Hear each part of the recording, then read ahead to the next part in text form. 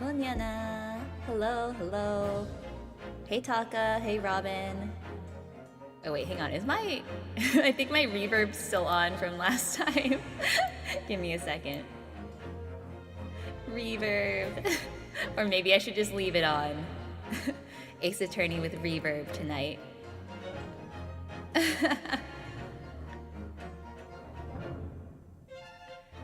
How you guys doing? Having a good day so far? Where's my... Oh. Okay, there we go. There, no more echo?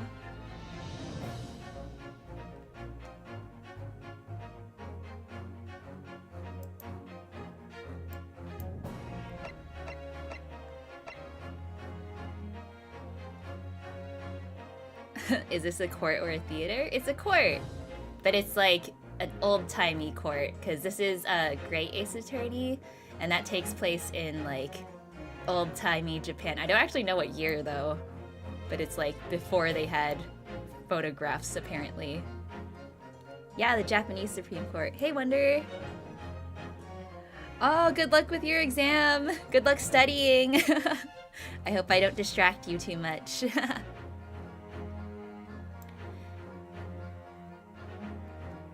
But yeah, it's old times Japan. I guess that's what courts looked like. But yeah, today we're gonna start case 3. I don't know what we're gonna get into tonight. I don't know what crimes Ryunosuke will commit this time, but we'll see if he gets arrested again. Yeah, feel free to lurk. That's totally fine. Oh, 1900s. Okay. Victorian England, Meiji era Japan. Cool. You always have all the facts, Robin. Can always rely on you for the facts. But yeah, so we'll start case 3. Let's just go for it. Let's go.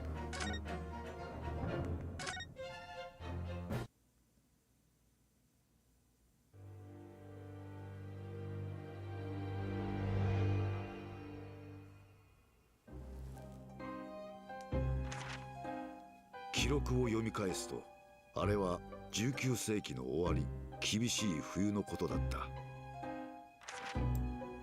事件は霧深い深夜のロンドンの街路をひた走る乗り合い馬車の中で起こった。馬車には被害者と容疑者の両名のみ、複数の人間がその事件を目撃した。Yeah, drop all the facts. I love hearing facts. 一体誰が想像しただろうか。この単純極まりない事件があのような恐ろしい結末を迎えることになろうとは。我が友シャーロック・ホームズはあの事件を振り返ってこう言った。思えばあの事件こそは Is the person speaking supposed to be Ryunosuke right now? Like when he's older or something? 留学生と演じた長い競争曲の始まりだ。Yeah, old-time London mashed with Japan. So they just got to London just now for this case. They were in Japan for the last 2 cases. Oh, so cute! New outfits. 本当に駅なのでしょうか。駅にせよ違うにせよ、これほどの建造物は見たことがございませんね。蒸気機関車があんなにたくさん。何なんだこの国は。Her outfit is so cute. Wow. Yeah, anime inside the game. Oh, it's Watson, or technically Wilson, but he dead though. なんだか夢みたいです。これが大英帝国のデータ。どう？あんたたち。はい。乗りなよ。どこへだって連れて行ってやる Who's ぜ。 this voice actor? I definitely know him. それではI'm like 官 blanking. 庁街の高等法院へお願いします。いいとも。あんたたち。Wait, are they gonna get murdered in the carriage? Is Susato gonna get murdered this time? Does Ryunosuke just let all his friends get murdered every time? ようこそ世界の中心ようこそ大英帝国の帝都ロンドンへ。ロンドンへ。Yeah, you don't have to explain, I'm just asking. Whoa. What kind? What? Why? Where are the gears?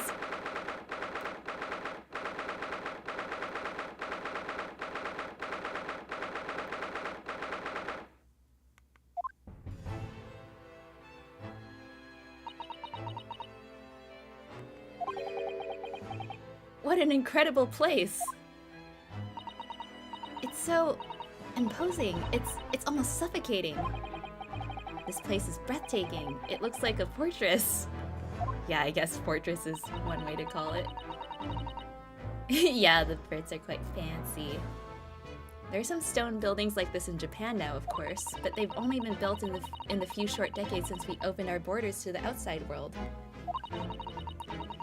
An authentic example like this has quite a different impact, wouldn't you agree? A far cry from the wooden paper of most of our buildings are constructed from. Yeah, the wooden paper. The paper windows. What happens when it rains? It's certainly unfamiliar.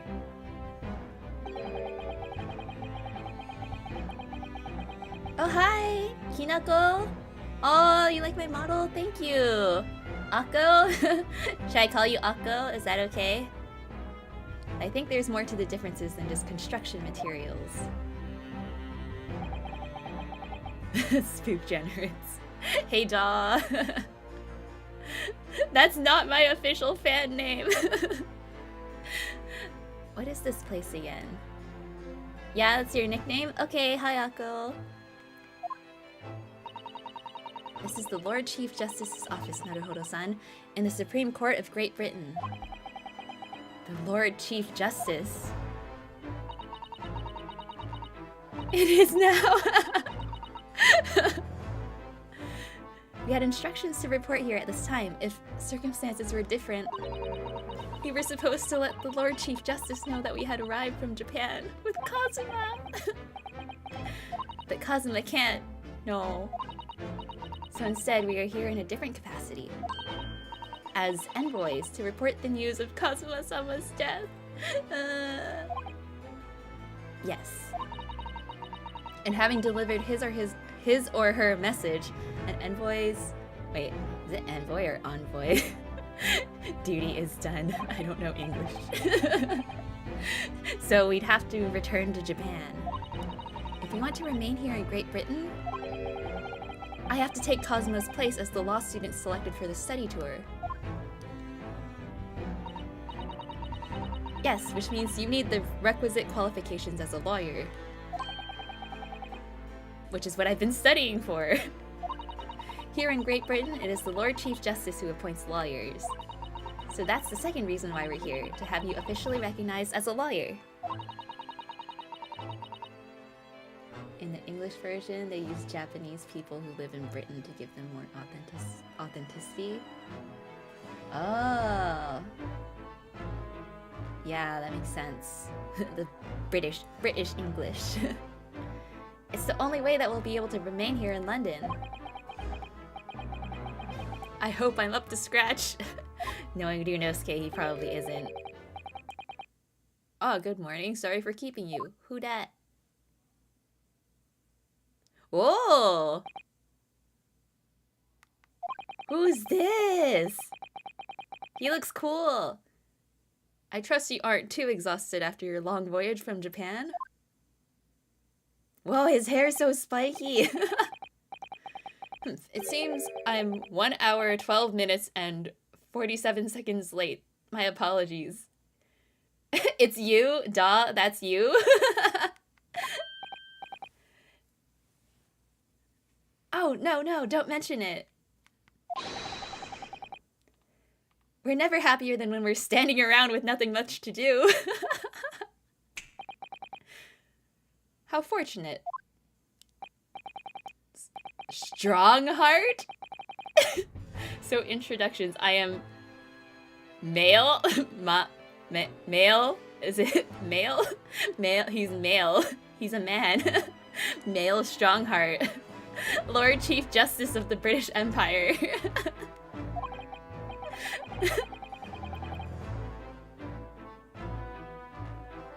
And I feel like a little mouse under an elephant's foot. Mark Ota is Yunosuke, Rina Takasaki is Susato.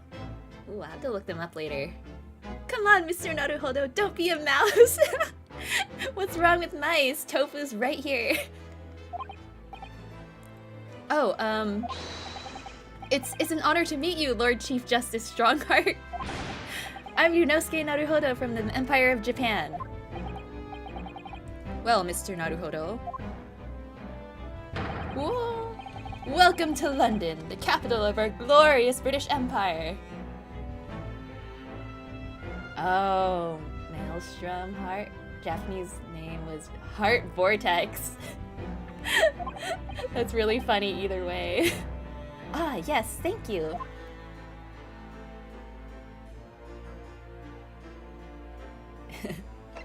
He's got that Edgeworth frill.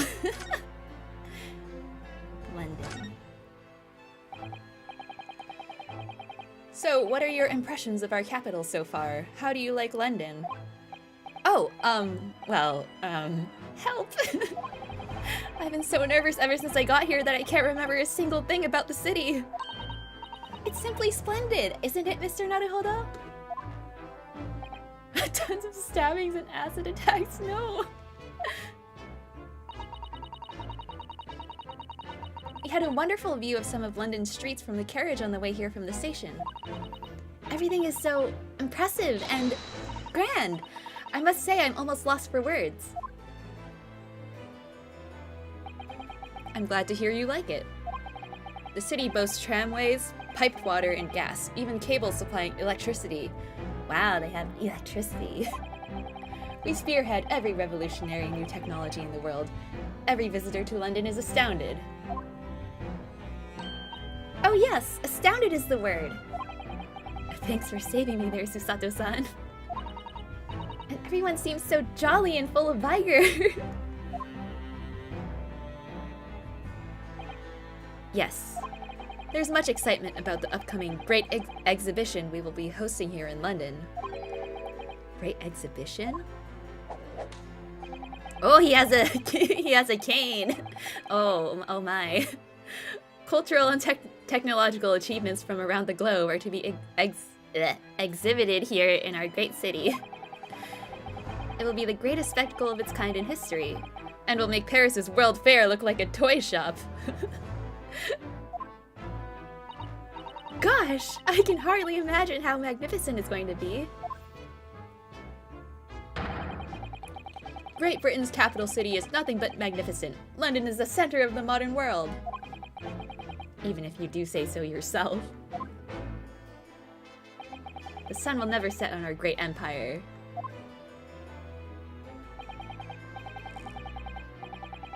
Oh, she used to be Bolshevik. Nikolina Pavlova was Nikolina Bolshevik. Oh, so they made villain Bolshevik the villain. Susato astounds me with her beauty. Yeah. Perhaps it is fate that in these progressive times we welcome visitors from the land of the rising sun. Law student. Lord Chief Justice?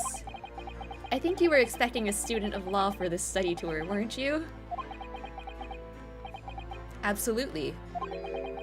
A Mr. Kazuma Asogi, if my memory serves. That's right. The British government has already been telegraphed a full report on the situation. I understand the young man lost his life aboard the steamship bound for our shores. No, he didn't! He's still gotta be somewhere! That's amazing! The news reached him before we even arrived. My country naturally extends its deepest condolences to yours. Oh, thank you. And you honored this appointment specifically to inform me of the news? Yes. We are here in the capacity of envoys from Japan to report the sad news in person.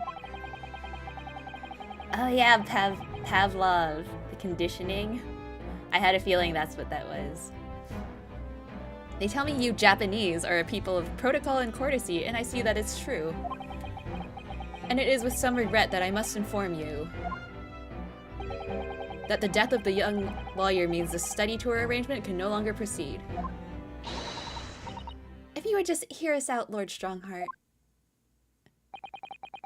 What do you have to say, madam? It's about the study tour.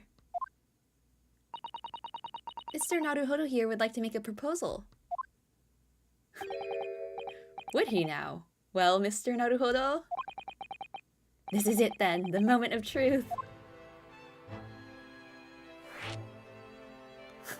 Let me stay in the country. The thing is, Lord Justice, Lord Strongheart. I was wondering if perhaps you would consider allowing the study tour to go ahead? Don't misunderstand me. Britain would ideally like to see the tour go ahead. But without a lawyer from your country, there's nothing to be done. Well, in that case, what if there was someone else? Another lawyer from Japan, I mean. That cane. Is there something I don't know? Only a single lawyer was invited to Great Britain from your country. And that was Mr. Asogi. At least, that is what I've been led to understand. Well, the thing is, this really isn't going well at all. I just can't seem to find the right words to say to this man. He's so gonna get arrested again. Mr. Naruhodo! I could ruin things here if I'm not careful. What am I going to say? If there is someone else here from Japan who could be described as a lawyer, it's... it's Susato-san! I mean, it's him. Yeah, it's him. It's me. I can do it. Susato is my waifu. Is that so? I mean, I don't actually have any qualifications as such, but... No qualifications, you say? And yet you still claim to be a lawyer? I have acted as a lawyer in court before. Only once, as it happens. And I had Kazuma to help me, and I was accused! But glossing over the details. I've been spending every spare moment on the journey here to Great Britain studying. I've learned all about British law and court proceedings while I was on board the SS Buria. Oh, he has a pocket watch too! The voyage from Japan is some 50 days, I believe. Not what you might call a full education. To become a qualified lawyer here in Britain, not only do you need a university degree in law, you must also complete several years of training. I realize it's far too short a period of time, but I can't just go back to Japan. Kazuma, Mr. Asogi's journey had only just begun. Coming here on the study tour was all he thought about. I have to carry on and do everything he planned to do. I know it must sound like I have an overly inflated opinion of myself, but I would do anything to prove that I have what it takes. Any test you care to set me.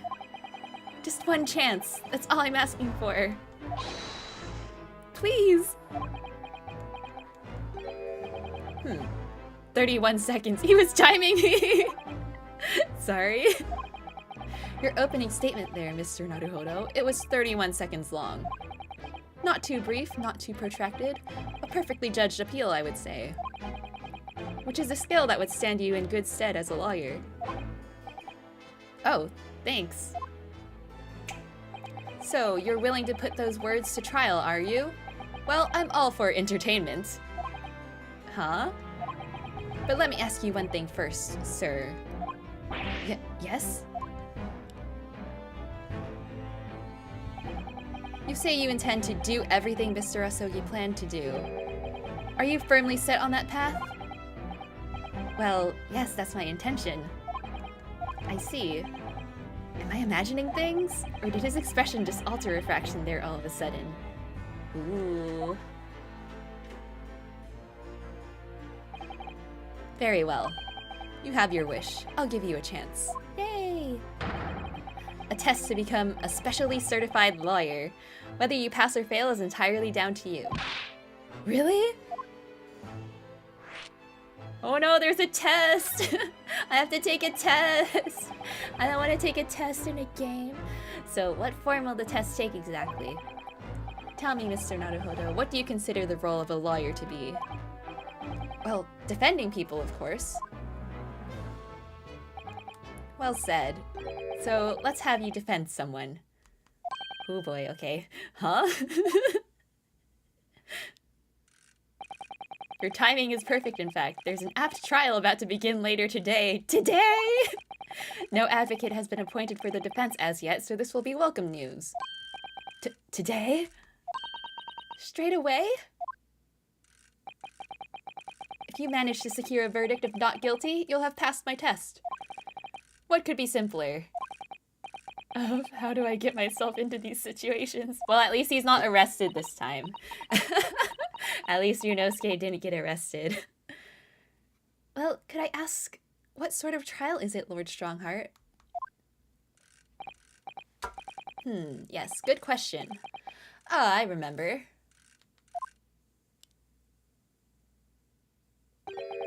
It's a murder trial. Of course it is. A murder? An extremely simple case, I understand. You really can't lose. Watch me. That's easy to say. Yeah, thrown into the pan right away. But I should mention just in case, if the defendant is found guilty, he will of course be sentenced to capital punishment. No! Capital punishment. He'll be put to death. I'm about to murder someone again. Here in Great Britain, murderers are sent to the gallows without exception. Presumably you read that much in your short, C-based introduction to British law. We can't possibly agree to such a test. It would be toying with a man's life. I am the Lord Chief Justice, and I've decided it's acceptable. But you can't do that, can you? Yeah, he can. There's no need to overcomplicate this. All you have to do is ensure that you don't lose. Right. So the defendant may live or die depending on how well I perform in court. They're gonna die. They're so gonna die. If I lose, he'll be hanged. Mr. Naruhodo, you've come to me claiming to be a lawyer. Ooh, birds. Alright, have a good lunch, Taka. If you want me to take you seriously, you need to prove you're willing to do a lawyer's job. And you say you intend to see through the will of your compatriot, Mr. Asogi. I would like to understand just how far you're willing to go in order to make that happen. Welcome back, Wonder. How'd your studying go? He's testing my resolve. What's the matter? You've fallen silent. I'm sorry, but time is pressing. The trial begins shortly. I need an answer from you now. What's it to be? Spend your lunch money, Queen. I won't take your lunch money, don't worry. What do I say? Do I agree to this absurd test? Yeah, I mean, I can't not do it. I'll get deported. Alright then, if I have to give you a decision now, my answer is I can't do it! I can't get the word Ryunosuke! Now is not the time to be a wuss, Ryunosuke. Your decision-making needs work if you want to be a lawyer. That was too slow.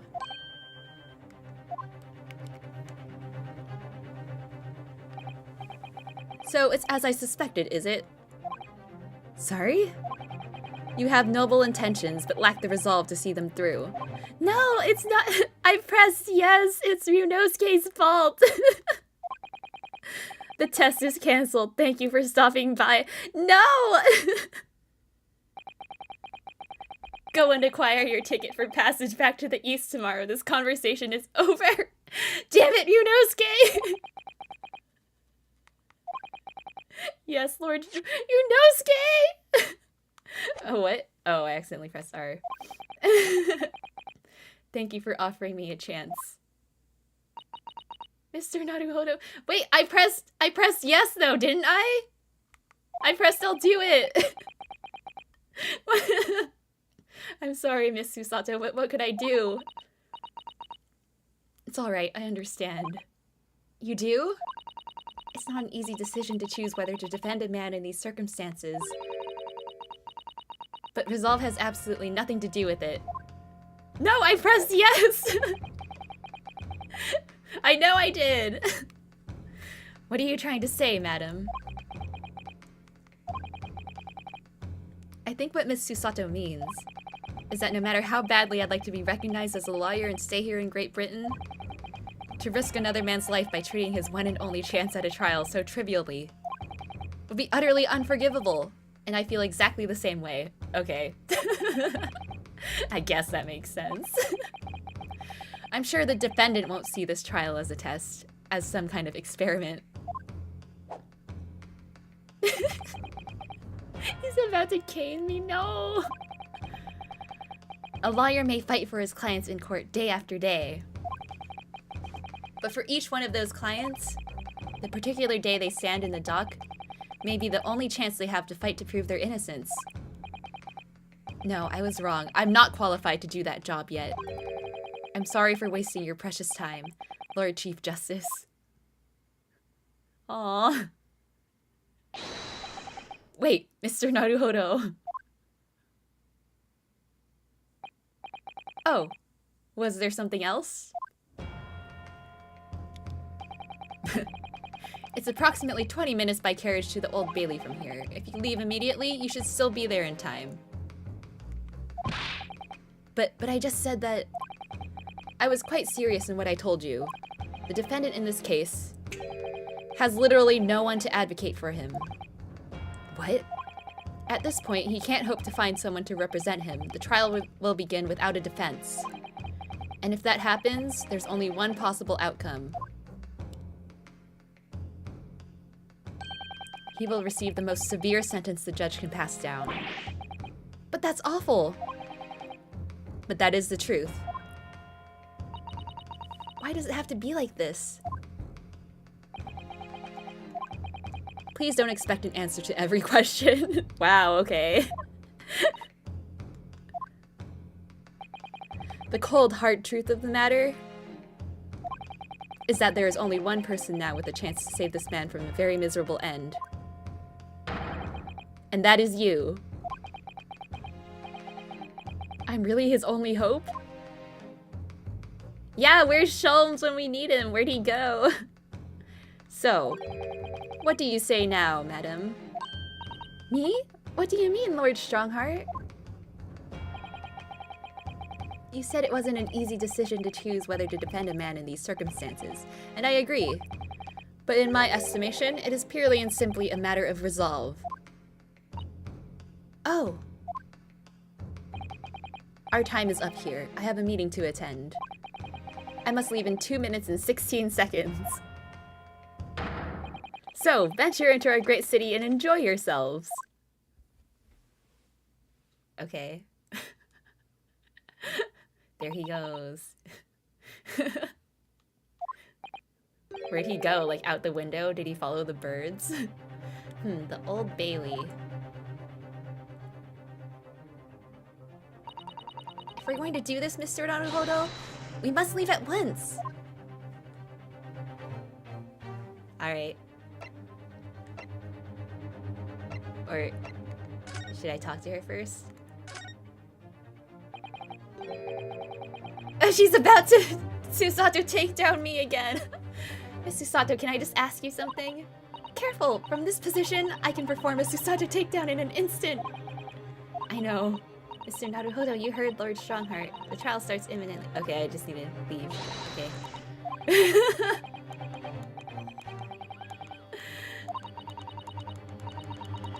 Yeah. Okay, let's go.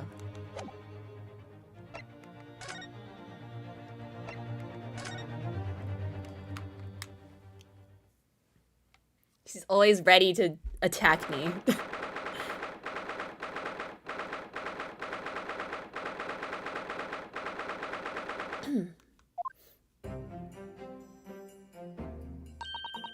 Oh, thank goodness we're in time. There's still 15 minutes until the trial begins. I never knew a horse-drawn carriage could go so fast. I thought my teeth were going to rattle loose. Did you hear what I said to the driver when we climbed aboard? Get us to our destination in 5 minutes, driver, and there's a guinea in it for you. It's one of my favorite lines from the Herlock Sholmes stories, and it worked quite perfectly. I'm not sure why you're so pleased. I thought we were going to die, and we had to pay gold for the privilege. Well, at least we arrived here before the trial started. Yes, I suppose there's that. Anyway, I don't understand it. The court clerk said the defendant should be here, but there's no sign of him at all. Maybe he's one of the the guards. Huh? So this is the Old Bailey. Even this room for defendants to wait in is grand. Are you alright, Mr. Naruhodo? I'm feeling tense, that's all. This place gives me the same sense of foreboding that I remember from the Supreme Court in Japan. An oppressive air, almost as if the building itself is going to crush whoever is about to be sentenced. It feels like only yesterday that I was the one about to be crushed. Yes, whoever the man you're to defend is, I imagine he's feeling very alone at this moment. Top of the morning to you, madam. Sir. Oh my god! What are you doing following me here? Things are fair desperate, are they? I can't, this Irish accent. I can't do an Irish accent. Sorry? Would you look at those expressionless faces? From the East, are you? Defending Willy Wonka. We're from Japan, yes. Ah, Japan, is it right? Say no more. So, how much do you need? Londoners do top of the morning too, not just Irish. No, we're just here because... No need to explain, fella. I've been there myself, so I have. Whoa. His face is so creepy. No place to go, nothing to eat, barely a penny to your name, and all while in a strange, faraway land. Well, actually, we haven't found a place to stay yet, no. Are we gonna stay at Willy Wonka's factory? 'Tis grand, 'tis grand. Let me start by giving you 1,000 guineas. Say nothing now.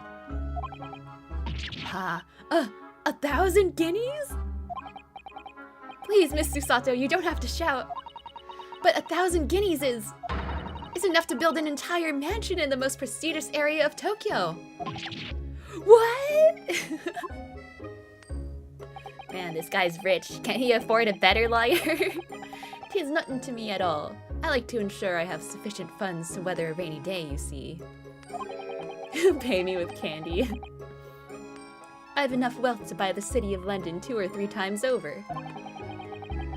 Could that much rain even fall in one day? Well, even so, we couldn't possibly accept such a large sum of money. Whoa, he just threw a coin at me! Ah, that hit me in the eye! Oh, hey, Quad! The only thing I see grand is that guy's wacky hair and top hat. He just hit me in the eye. Don't get me wrong, fella. I'm not giving it to you, no strings attached. I'll be wanting you to do something for me. I can't. What is it? I can't do this accent. Oh. To be honest, 'tis a little embarrassing. The trial that's about to begin, you see, is for my good self here. I'll be in the dock. So now, what I want you to do is come along with me and stand there beside me. What? Officially, you'd be my lawyer, but that's just a little detail now. Oh, well, the thing is, don't worry about the ting. All you have to do is stand up there next to me, nothing more. Otherwise, you see, the trial is going to start without me having any kind of representation at all. His eyes. So it was true. Yeah, Wonder said that earlier too. He looks like Willy Wonka. The Lord Chief Justice wasn't just making it all up. I'm terribly sorry to have to ask, but does that mean you're the defendant in this trial? Bluster and blazes! Do yous not know who I am? Me? One of London's biggest names? No, sorry, we've only just arrived in the city, you see. I see. I suppose it isn't altogether impossible. Well, just next to Hyde Park there in the center of London is another beautiful park. Sorry, a park? What? 'Tis called McGilded Park, full of blossoming flowers in the spring and singing birds and whatnot. I donated it to the city, so I did. An entire park in central London? A city of smiles, that's my vision for London. There's nothing Magnus McGilded. Magnus McGilded wouldn't do for the city and its queer old people. That's amazing. I mean, really extraordinary. But oh, he mad. No, they had the gall to say I'm a good-for-nothing criminal. Me, Magnus McGilded. Yeah, his name needs no explanation. Japanese name. Kozeni Megundaru. Kozeni Megundearu. Oh, Kansai man? That's so cool. What is the matter with the London police, I ask ya? Ha, ha, ha. Alright, don't pass out. Mr. Naruhodo. Perhaps now would be a good time to introduce ourselves. Oh, introduce ourselves? That's probably a typo. While the gentleman catches his breath. McDonger! No. Good idea. Ha! Ha! Mr. McGilded? Mr. McGilded? The thing is, we're actually here in London to study British law. We're law students on a study tour from Japan, you see. Ha! Ha! Ha! So, if you don't have a lawyer for the trial yet, and you'd be happy to put yourself in our hands, we'll do our best. What was I after saying, you daft Egypt? You daft Egypt? I've given you 1,000 guineas to stand up there next to me, haven't I? Well, yes, but I wasn't really offering to just stand up there next to you.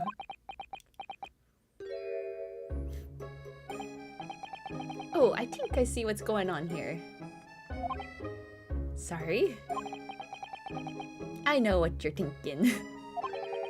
This chancer of a fella claims to have more money than the Queen. But if that's true, why the blazes can't he hire the finest lawyer in all of England? Yeah, that's what I said earlier. Because he did it! That's the only explanation! Well? Well... Exactly! Yes, exactly! What now? Well, like you said, if you have all that money but you don't have anyone to represent you in court, there's no other logical conclusion than that you're guilty of the charges.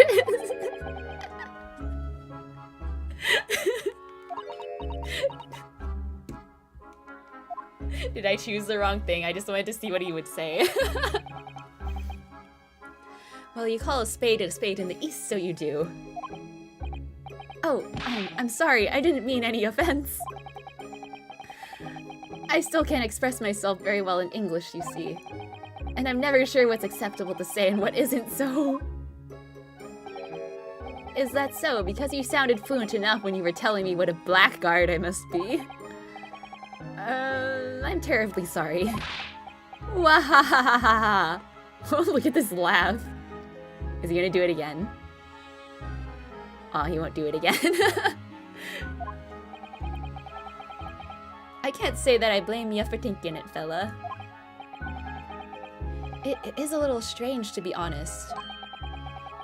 Why you don't have a lawyer, I mean. He does now. That would be the fault of the Reaper. The Reaper? Yeah, his laughing animation was great. Sorry, did he just say Reaper? Aye, the Grim Reaper of the Bailey, Lord Barrick Van Zeeks. He's the prosecutor. Yeah, I didn't know we were playing Overwatch. The prosecutor is the Grim Reaper? When Van Zeek stands for the prosecution, they call the accused his sacrificial lambs. And to this day, in every single trial in which he's been the prosecutor, the accused has been damned. All we need is McCree. Yeah, Phantom Ladies, Reapers, Hannibal.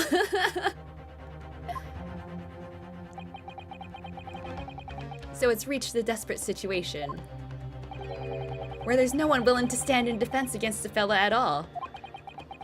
You could say he's a living legend of the Old Bailey. Goodness, Lord Barrick Van Zeeks. He must be an exceptionally talented prosecutor then. So is he like the Edgeworth of this game? Talented isn't the word you're looking for, madam. It's cursed. You tell all the animal VTubers you're gonna eat them. Well, good thing I'm not an animal VTuber then. I'm a ghost. You can't eat ghosts. Cursed? What on earth? The defendant is summoned, and his counsel. Please make your way into the courtroom. The trial is about to begin. His counsel? That would be me! Wow, big brain Ryunosuke. Oh, 'tis time. Well then, fella, don't let me down. But I don't know anything about the case. Tofu looking delish. No, tofu. Don't eat tofu. You haven't told me what happened. Willy Wonka, tell us what happened. Until you showed your face here, I'd made up my mind, so I had. No, don't eat tofu. Sorry. I decided I'd have to defend myself in there. How would that have worked? You did it! Ryunosuke! You're the one that defended yourself too. But then you made an appearance, a student of law, wouldn't you know? You already ate tofu. That's why he's a ghost. Willy Wonka but nicer. I don't know if he's nicer. 'Tis no accident, I can assure you of that. 'Tis fate. So don't get cold feet now, please.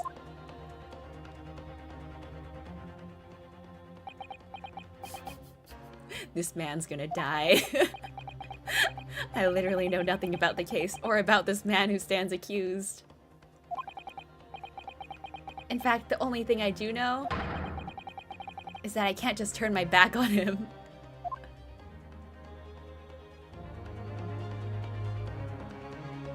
Yeah, at least he's not actively killing kids, that's true. Mr. Naruhodo. The man has no one. He'll have to stand alone in that courtroom, armed with nothing to defend himself. Yes, something that Kazuma would never have allowed to happen. Kazuma! Counsel for the defense, what are you doing? If you're late for the start of the trial, you will lose your right to stand. I'll be right there.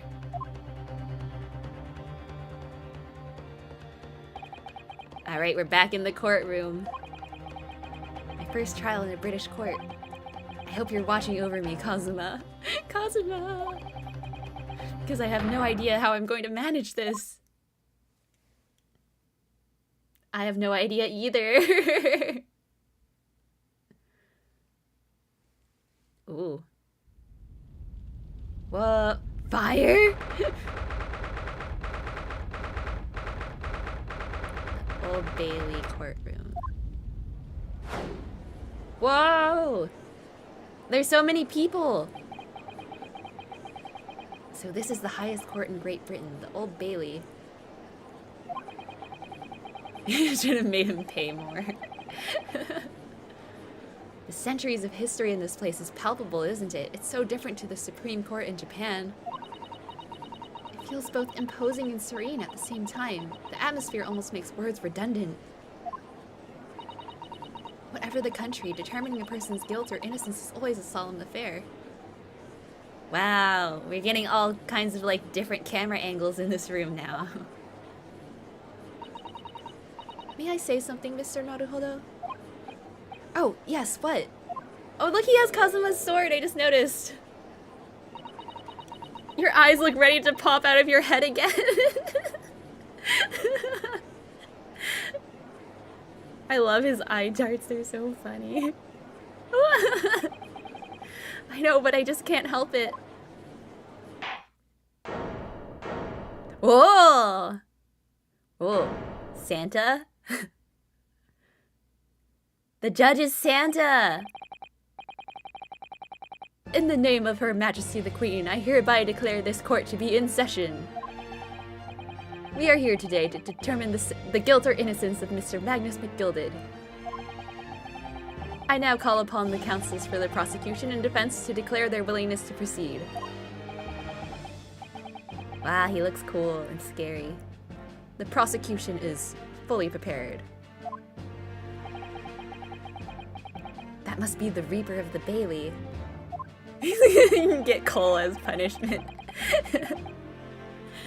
He really does look fully prepared to dispatch his next poor victim to the underworld.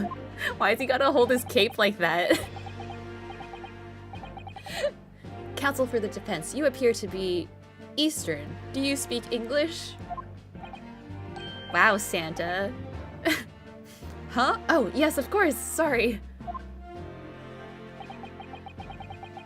But he asked if the defense was ready. And I couldn't be further from ready if I tried. Count Dracula. Whoa, he has cool eyes. Those eyes please me. Nipponese.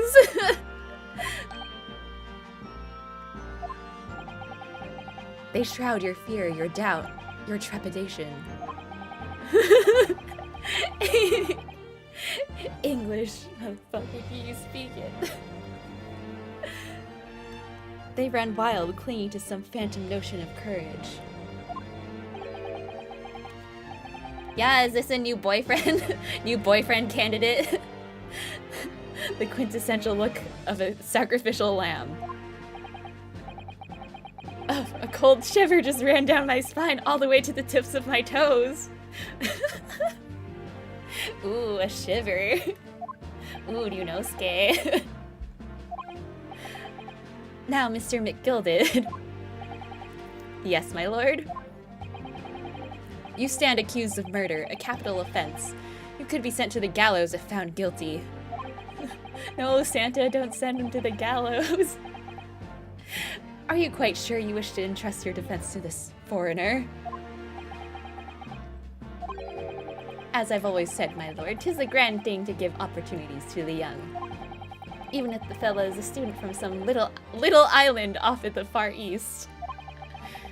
Is it not the British way to ignore the dangers to yourself and give those less fortunate a fair chance?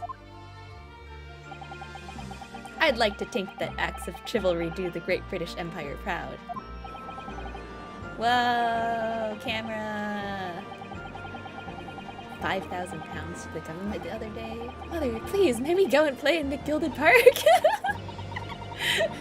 There's a child in the audience. It seems as though everyone in the public gallery is firmly behind Mr. McGilded. That's definitely welcome news, and he certainly has a way with words. I'm surprised he couldn't convince anyone to defend him.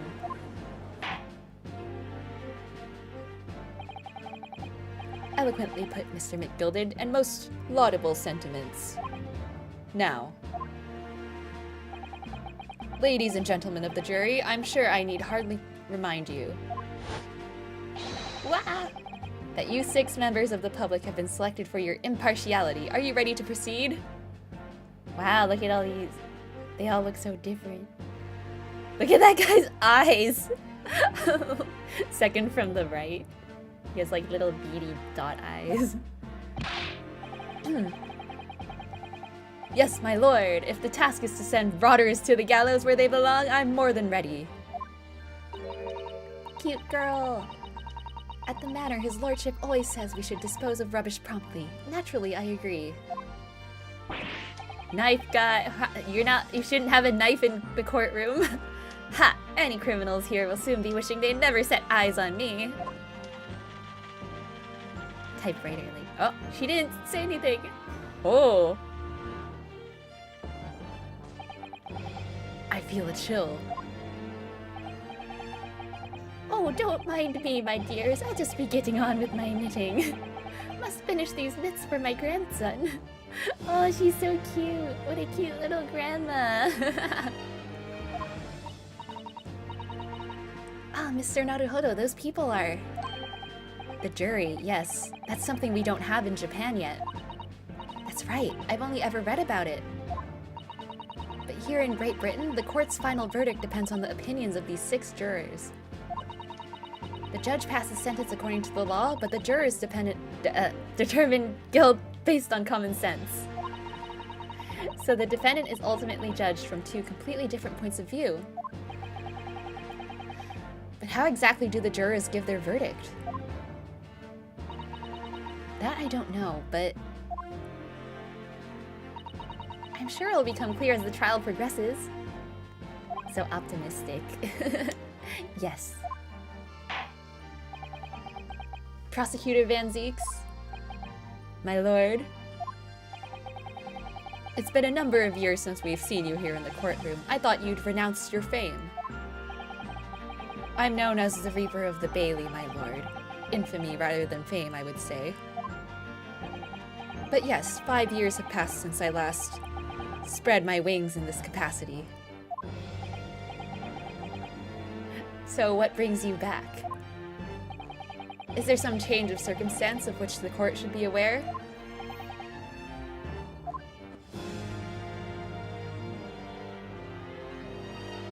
I leave that to your imagination, my lord.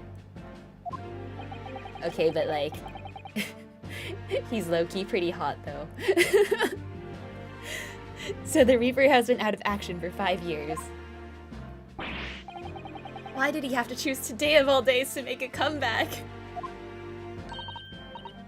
Don't lose heart, Mr. Naruhodo!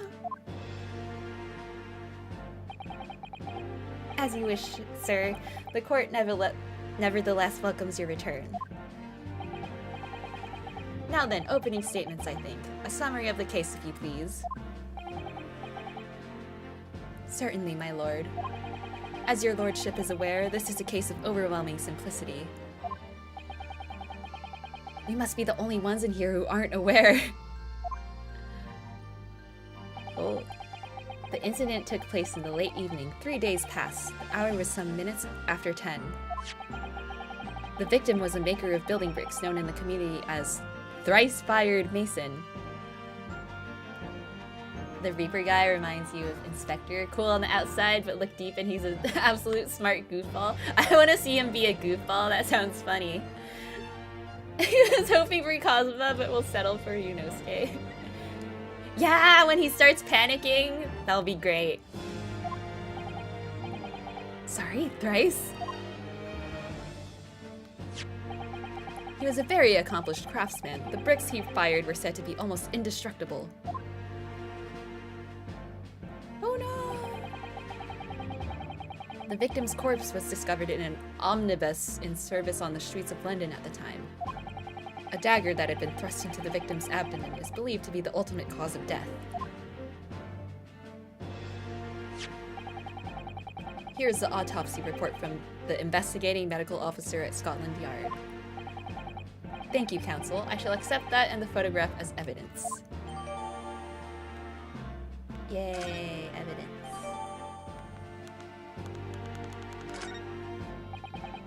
And one further item of evidence. The prosecution wishes to submit these as well. Gloves. And these are... Good lord! Is that blood, counsel? His little wig thingy just fell off, just came off his head. Yes, my lord, seized by a policeman who arrived at the scene. These gore-soaked gloves were taken from the hands of the accused when he was arrested. What? Mr. McGilda's gloves had blood on them? Well, alright, we're screwed. He's dead. Let's go home. Yes, I will accept these as evidence as well.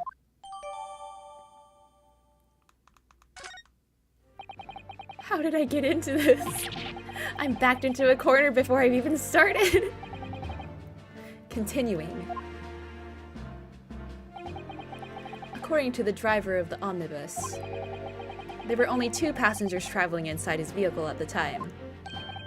Only 2?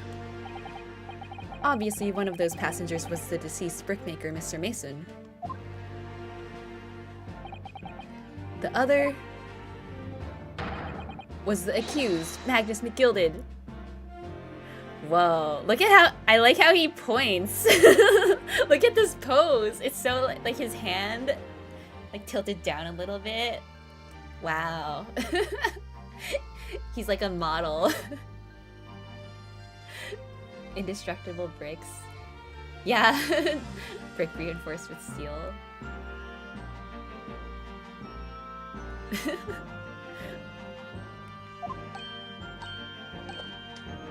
Oh. Well, rather damning circumstances to say the least. Defendant, what say you?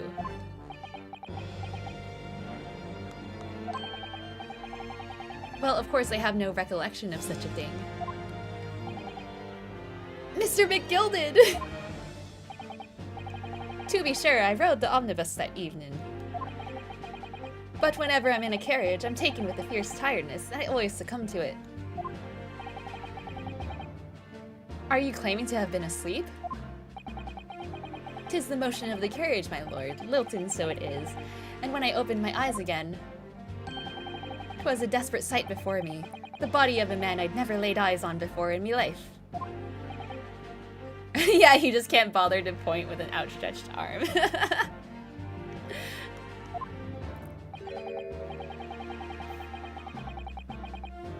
Oh yeah, if he has a certificate of that blade.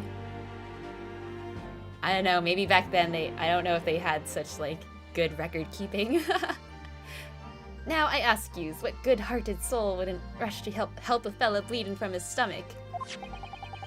I wasn't about to start worrying about me gloves now, was I? I reached out to give the man a hand. So the blood got onto the gloves then, after the man had been killed. No. Unfortunately, that statement of the driver's is only the beginning. What? That's not all of it? The Naruhodo sweat. There were multiple witnesses to the precise moment at which the brickmaker was fatally stabbed. He just looks so cool. He has cool expressions too. Ooh. Look how hunched over Yunosuke is. Ordar!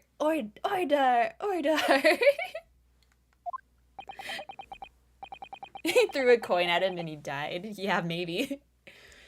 When the killing took place, only the victim and the accused were inside the carriage. And there were witnesses to the crime. This is not just a case of compelling evidence. The point. The way he points. I love it. It's the nail in the coffin for the accused.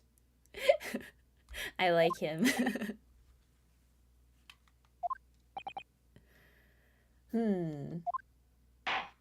He's pointing at his new boyfriend. Thank you, counsel. The circumstances of the crime have been made quite clear. I think we will hear testimony from these witnesses first of all.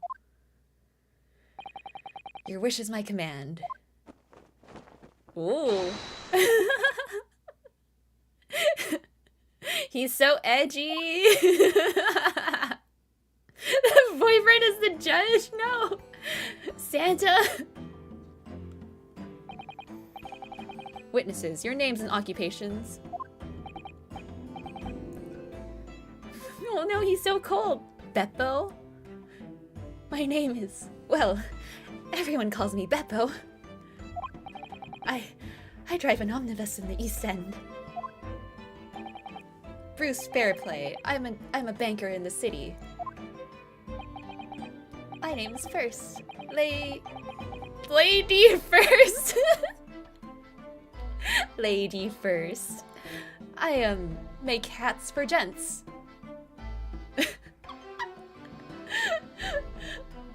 Welcome to another episode of DJ Ghost fangirling over Edgelord.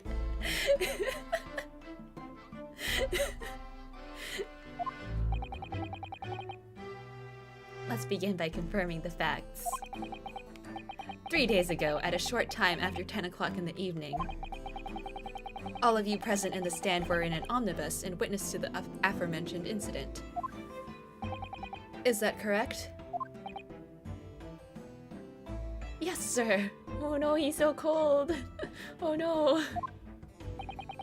Quite right. Yes, sir, that's right, sir. His freaking hat. Does he have something under his hat? Like, do all British people just have like animals in their hats, like the Swan Lady? Each of you will tell the court precisely what you saw. Okay, Santa. Witness testimony. Dang, I have to do like 3 witnesses at once. It was the last bus of the evening, so I had few customers. I remember it well. The victim and the man accused of killing him were sat next to each other inside the bus. Then out of the blue, the accused just reached over and plunged a knife right into his guts. Oh, that's right, he stabbed him. I screamed, I did, couldn't help it.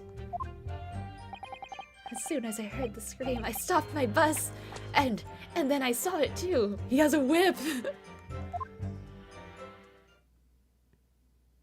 Hey, welcome back, Taka. Beppo's supposed to be Italian.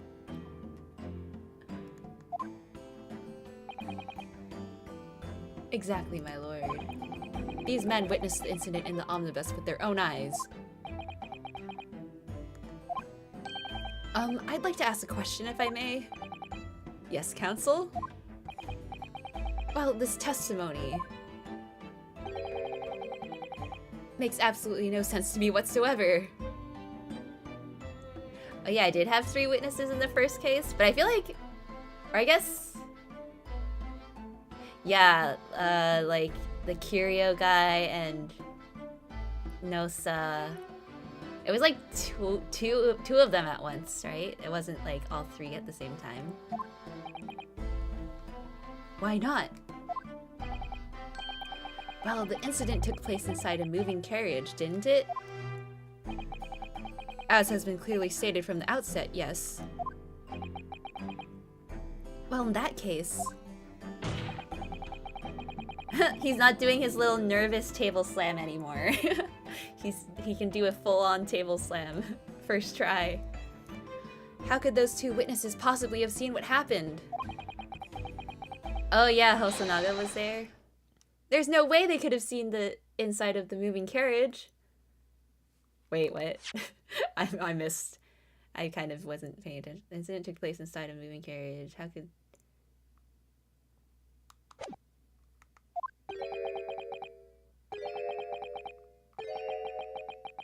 Wow, logic.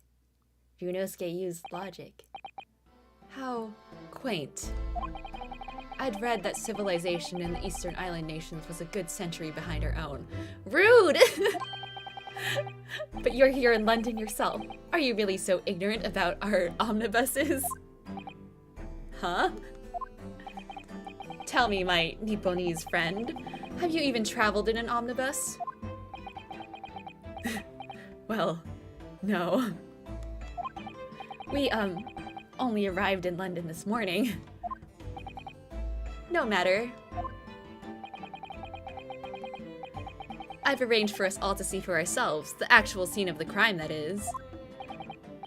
What do you mean? The actual scene? How? What, a photograph? A carriage is designed to be moved, after all. Presumably you understand that much? Yes. The omnibus in which this bloody crime took place is here today, in this very building. It's in the building? Here? What? The entire carriage? Bailiff? Yeah, the bus has windows. Bring forth the stricken omnibus. His poses. Whoa, they just dropped a carriage right in the middle of the courtroom. So that's an omnibus. The omnibus. I can't believe they could bring something so enormous in here. Great Britain's courtrooms are amazing. As you can see, the omnibus is pulled by 2 horses and can carry up to 8 passengers.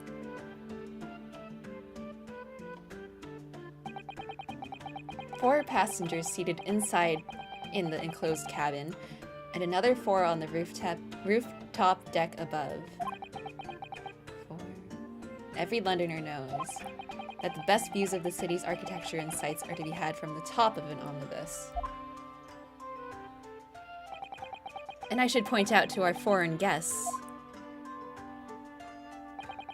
that there is a skylight in the roof, allowing a view of the interior from the seats above. Oh, okay. Us. Every time he does that Speed Racer face, it's so funny. The penny drops at last, I see.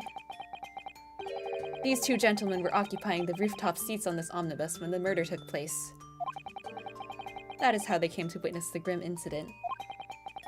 Through the skylight. Oh, that makes perfect sense. Yeah, examine the carriage. Yeah, that's probably what I have to do next. Well, counsel, this is a first. In all my years behind the bench, I've never experienced the crime scene itself being brought into the courtroom. Santa, your wig's falling off. There are a number of important clues remaining inside the carriage, my lord. I would like to submit the omnibus itself as evidence. That is the prosecution's wish. Ah, thank you for adjusting your wig, Santa. Very well, I see no reason why not. This omnibus is hereby formally accepted as evidence. Yay, bus. We obtained a bus. I can't believe it, the entire crime scene entered as evidence?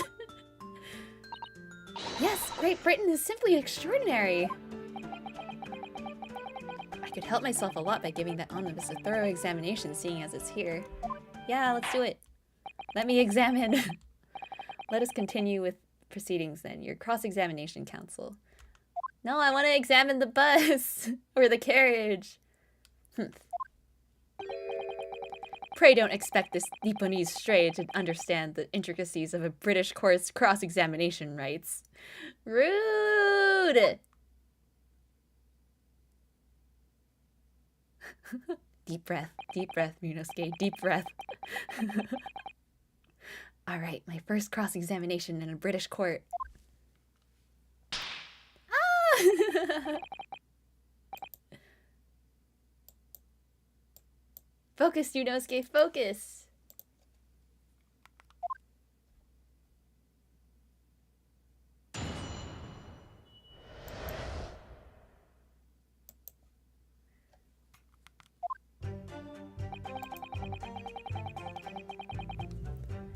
Okay, just press everything first, I think. Yeah, he has Kazuma's sword.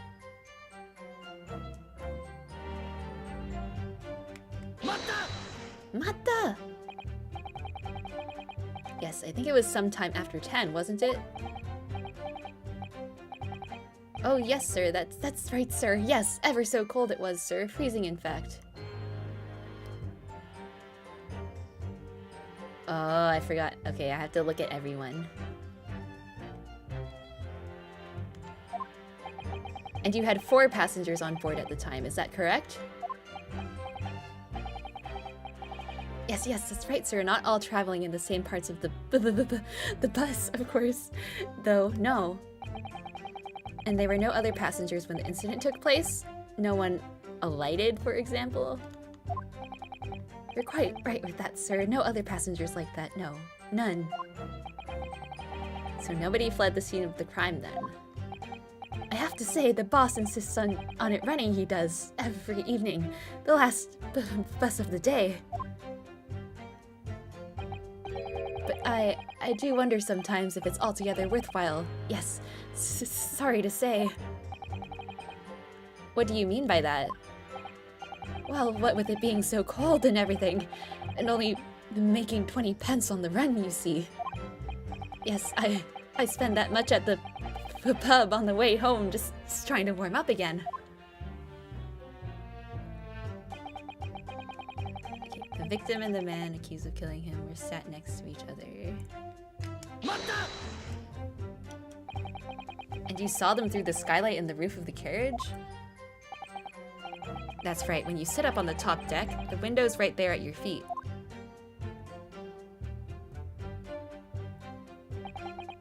There was a lamp on inside, so I had a pretty good view. Oh. The 2 of them were wearing hats, and I couldn't exactly make out their faces. But there's not a shred of doubt in my mind that it was Mr. McGilded.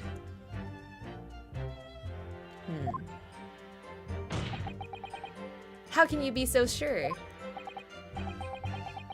Well, how can I put it politely? McGilded is a gentleman of rather small stature. I couldn't have mistaken him for anyone else. Let's not forget that when the vehicle came to a halt, the only people inside the enclosed cabin were the deceased Mr. Mason and Mr. McGilded. There is no room for doubt here. I really wish there was. Then out of the blue, the accused just reached over and plunged a knife right into his guts. You actually saw the exact moment it happened? Didn't I already testify to that? Jeez, everyone has canes. Or are fair dinkum, hard-working city bankers not considered trustworthy these days? Oh, no, I didn't mean that. This is no good. I've really got his back up. Perhaps you could just tell us what you saw in a little more detail, if that's... My lord! Juror number 3? What's the meaning of this? My mind is made up, my lord. Completely and utterly made up. Made up about what? I don't like the stinking rich. Never have. They're always up to something or other that they shouldn't be. Every one of them. Oh? And that little leprechaun of a man is no exception. Well, he can't fool me. Whoa! Huh? There's no point wasting time listening to any more of this. That's my opinion on the matter anyway. What? That is precisely what I was about to say. What? Wait! No, what? As the foreman of the jury, it's my duty to set a good example to my fellow jurors. What? Wow, they all have such good aim. What? But also, like, stop. What is happening here? Let me see. Ah, yes, it seems that's how the members of the jury give their verdicts. With fire? Apparently, yes.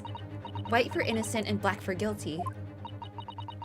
As the 6 members of the jury make up their minds about the case, one by one, they each cast a ball of fire into the great scales of justice, as we saw a moment ago. They're all the killer. Yeah, they're up against the rich. Eat the rich. So if those enormous scales fall completely to the black side, does that mean... Let's do our very best to make sure that doesn't happen. Now I'm even more worried than I was before.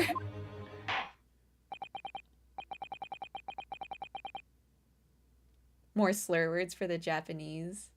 Oh, the J word. Wow. Yeah, good thing they changed that then. Very well, the court acknowledges the change in the jury's stance. The scale's already tipped so much and I didn't even get to do anything yet. Counsel for the defense, please continue with your cross-examination. Wait, so like if I press them too much, they'll be guilty too?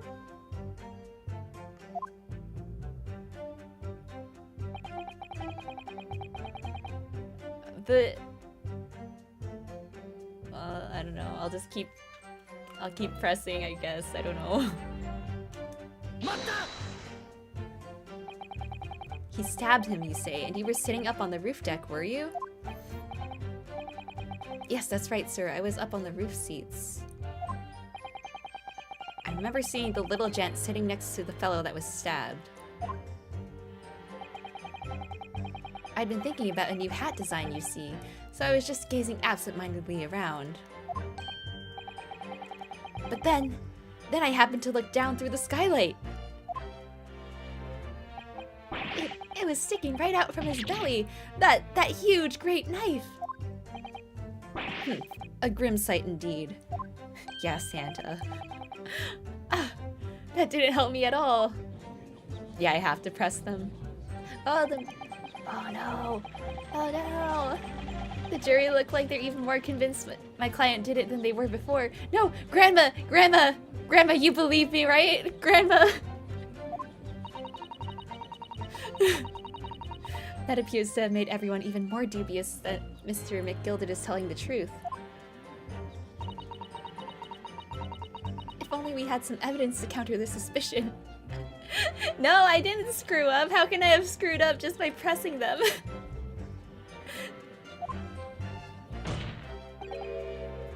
Mr. First. Oh, yes, sir? Is this the knife you saw? Oh, good grief! Yes, that's it! The very one, sir! Is that... Yes, counsel, this is the blade that was driven into the victim's belly like a stake through the heart. That is a blade of considerable size, counsel. It is, and furthermore, the scabbard is emblazoned prominently with a certain initial. The letter M, which seems oddly familiar. Please, no. M, for Magnus, perhaps? Or McGilded, possibly? Take your pick. It seems this particular big name in London made a magnificent mistake. I just love this pose so much. Why is it so good? But there are M's everywhere. like, yes, like in Mason. Yeah, Ryunosuke, good argument. Good job. Yigiyari. This blade is far too extravagant for a poor brickmaker to have owned. No, this weapon of murder almost certainly belongs to the accused. McDonald. Yeah, wouldn't it be MM?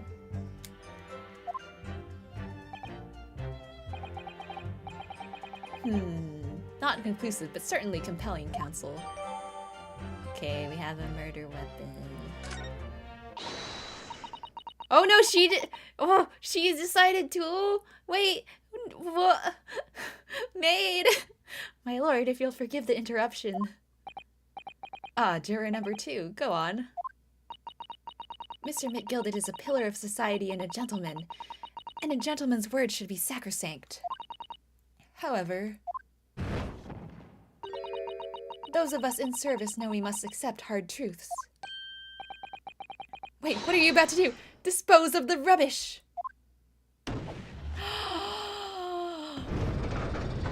No!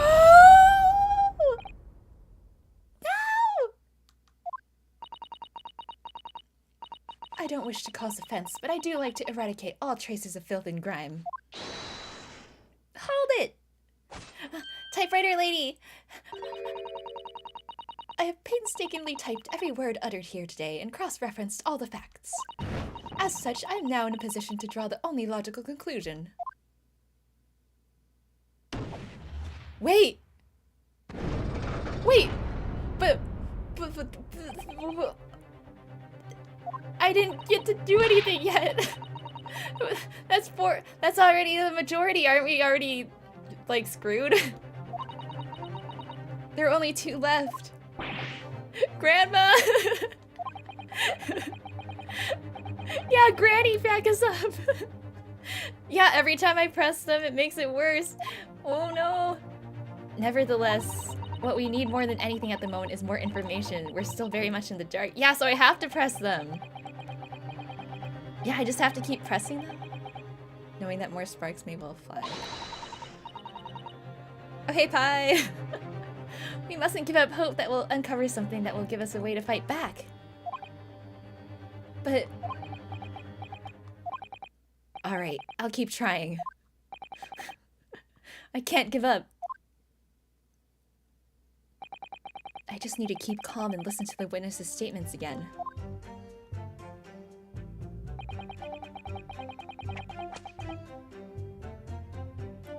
Did I press, or did I not press this one yet? I pressed everything else already, right? Yeah, okay. I'll just press this one. As soon as I heard the scream, I stopped my bus, and then I saw it too. Mata! Mata! What exactly did you see?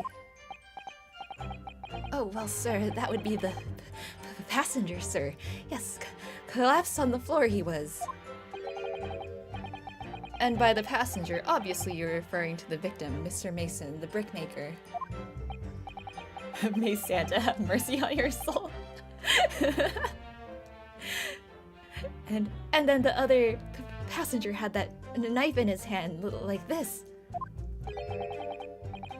By the other passenger, obviously you were referring to the accused, Mr. Magnus McGilded. And then he plunged it down like this, stabbing the other passenger in the belly. What?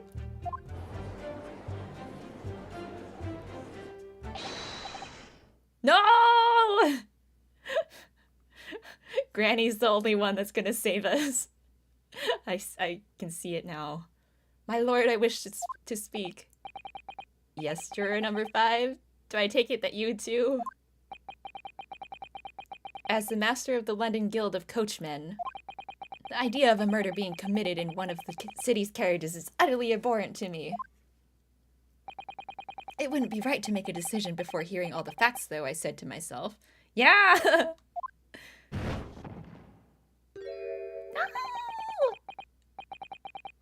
But I've heard enough now. The horse is bolted, as they say. No! Please, just keep an open mind a little... Giddy up now, Silver Blaze. The finish is in sight.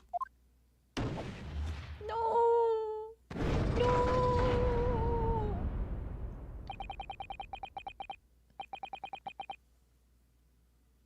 Well, the driver said he stopped the bus and then saw them, I guess. So that's how he saw it. Beppo was a long-standing member of the guild, and I trust what the man says. Oh, thank you, sir. You're too kind, sir. Hey, Vucci. Or hello, alive. Oh, this is too unkind, sir. Which now means that 5 jurors agree to condemn this man. No! Granny! Granny, help us!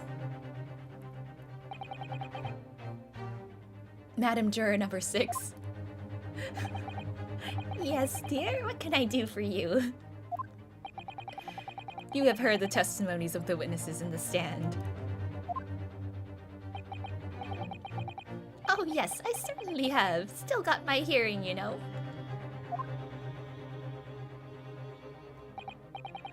Then pray tell, why are you yet to pronounce your leaning? Well, dear, the thing is, I'm a creature of habit, me. I always go to the park at around this time of day and sit on a nice bench and get on with my knitting.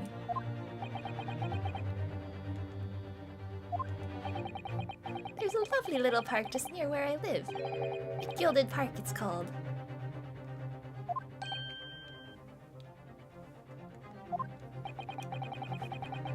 The gentleman donated it to the city, you know, to put a smile on Londoners' faces, he said. I can't imagine such a fine young gentleman would have it in him to take another man's life. Granny coming in clutch. Yeah, man like that wouldn't stab someone, surely. Mother, maybe we go to the McGilded Public Library later and borrow some more books. Mother. How many Londoners live with their heads in the clouds? Do you people not know? What kind of a man Magnus McGilded really is? Every time he points, it just cracks me up. It's so slow. What kind of a man is he? The philanthropist Magnus McGilded has enough wealth to purchase the entire city he claims to value so highly. But where did all that wealth come from? Your client is a Shylock, sir, and one with the very darkest of souls. What? Stone the crows! McGilded lends money at extortionate rates of interest so his victims have no hope of repaying him. When they default, he takes possession of everything they own. He is a vulture that preys on the weak. I've never heard any mention of that before. Your faculties haven't deserted you, I'm sure, madam. So has this thought not crossed your mind? Would a man wealthy enough to buy London in its entirety not have a carriage of his own? Oh, shoot. What possible reason could this man have had to make use of a public omnibus service? You're not saying that... The victim, a poor brickmaker, had next to nothing to his name save considerable financial liability. It will come as no surprise that his creditor was the accused, Magnus McGilded. But let it also be known that the very day Mr. Mason was killed was the final repayment date for his debts. Oh shit! Good gracious! Santa! The brickmaker was destitute. He had lost his house. He had not a shilling with which to repay his debts. And in the end, this pitiful soul had the very last thing he owned taken from him. His life. By the merciless philanthropist pretender, Magnus McGilded. I don't believe it. Mata! If I might add something briefly. Miss Susato? You claim that the victim had been lent money by Mr. McGilded. But where is the evidence to support your claim? Yeah, show us the evidence! Yeah! Oh. Where did he get that? Where did that come from? He's drinking wine in court. Pray forgive the discourtesy of filling my hallowed chalice in a court of law. Is that wine or is it blood?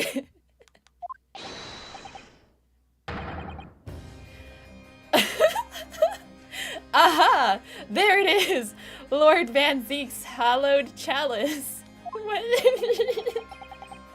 How can this be considered acceptable? But I find myself in unexpectedly good humor. I had heard ladies from the Far East could show great courage, but I didn't expect to experience it myself. Ah! As judicial assistants to the defense, I'm simply doing my job. What a pity that your display of courage is in vain. This is the debtor's ledger, which details all monies loaned by the accused. You will find the victim's name clearly recorded inside. Oh. Susato thought he wouldn't have evidence, huh? Part of this game was given to people in Britain for translation work. Janet Shu. Oh, that's cool! Yeah, that's how come there's so much British slang. Man, they really put a lot of work into translating. It's so awesome.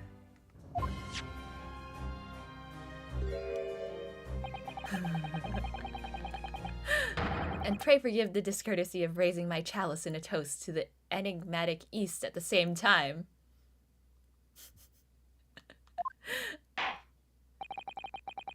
A marvelous toast, Council. I will gladly accept this new evidence. Good day for a stabbing in it, bro.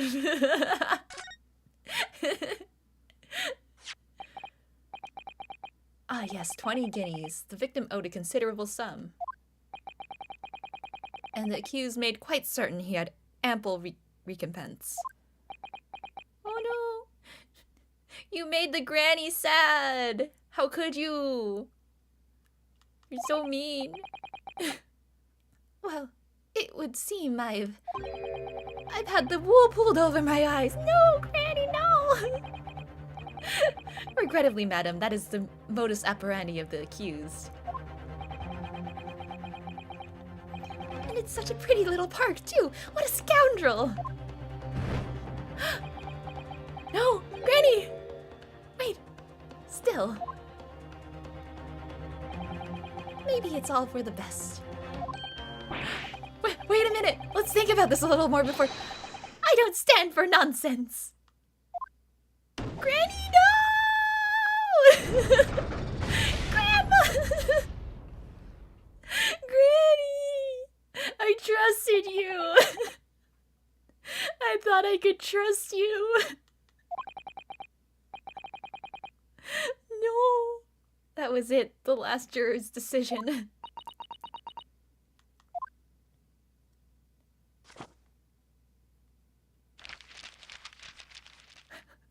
Save us, Susato.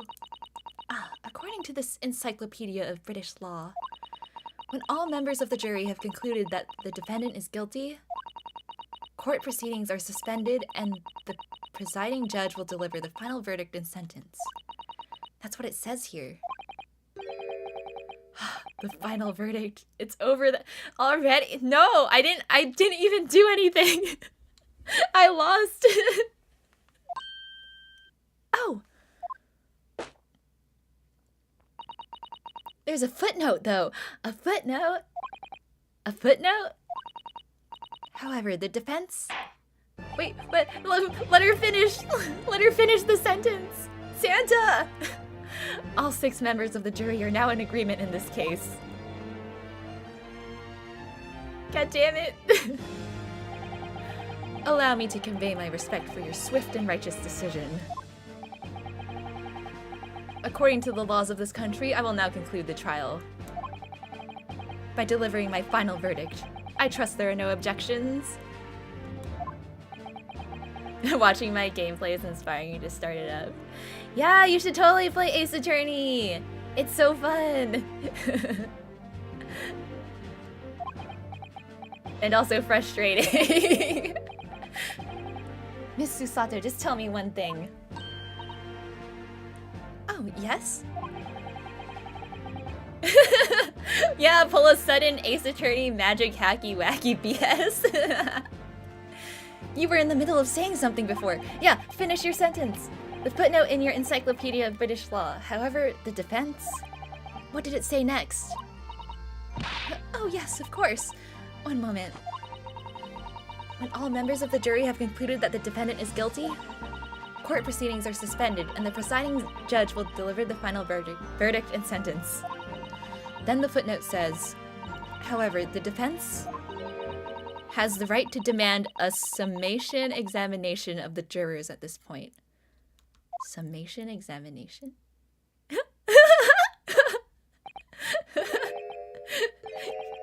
He came back to life like a zombie. Summation examination? Igiari!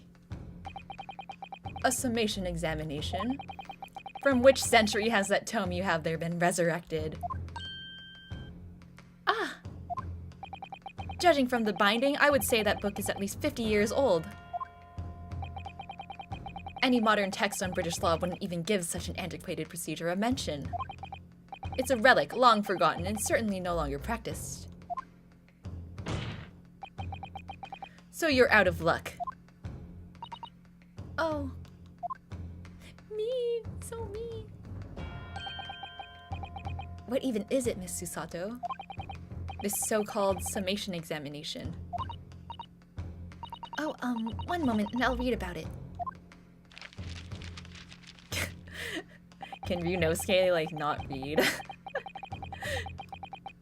You would demand the right to a procedure before you even understand what it entails? I like how Susato has to read everything for him. Typical Nipponese. Rude. Alright, Mr. Naruhodo, I think I understand. It seems that under this procedure, we would be able to appeal to the members of the jury. To do what exactly? Appeal to them to change their leaning and reverse their decisions. And it says here that... Oh, cute. If successful, the proceedings of the trial must be resumed. Make them reverse their decisions?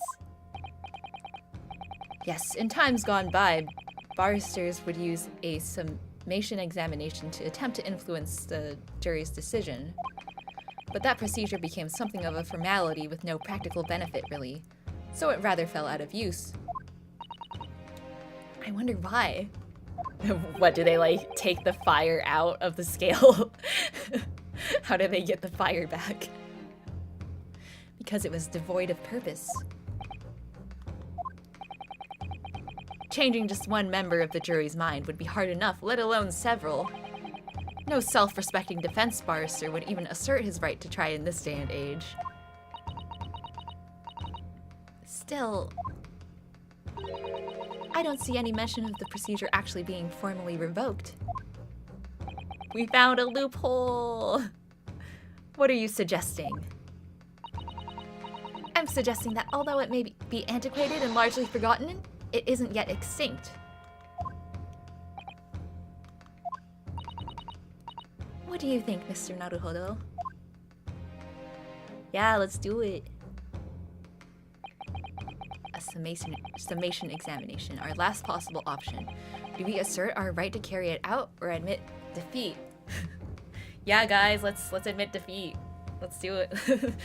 Let's go home early. Just let Willy Wonka die. It's fine.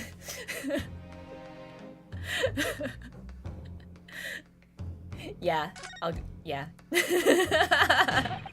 Let's go. Give up on our dreams. Yeah. The defense wishes to assert its right to a summation examination, my lord.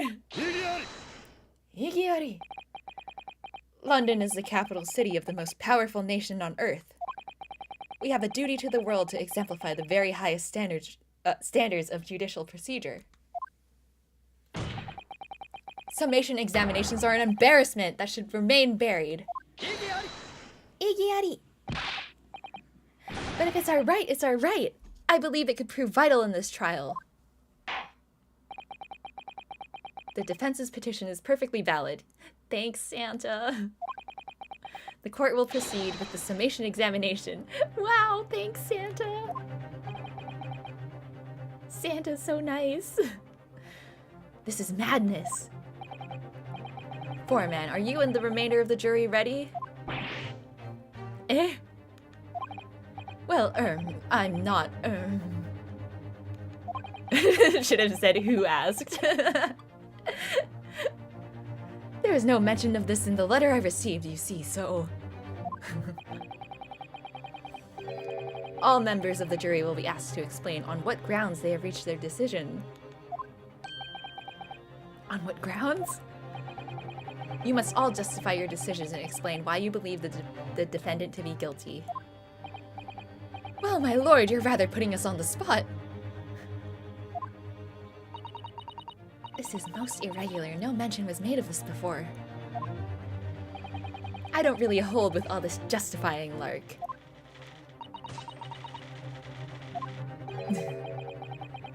seems to have thrown the jurors off. It seems none of them have experienced this before. They've never been to jury duty. Alright then, the summation examination. A defense procedure no practicing lawyer has attempted for years, is it? Well, just maybe. It might be the opportunity we've been looking for, to turn this trial around. So be it then, ladies and gentlemen of the jury, the court hereby calls upon you to state the ground on which you find the defendant, Magnus McGilded, guilty of this most serious crime. So many extra steps to take.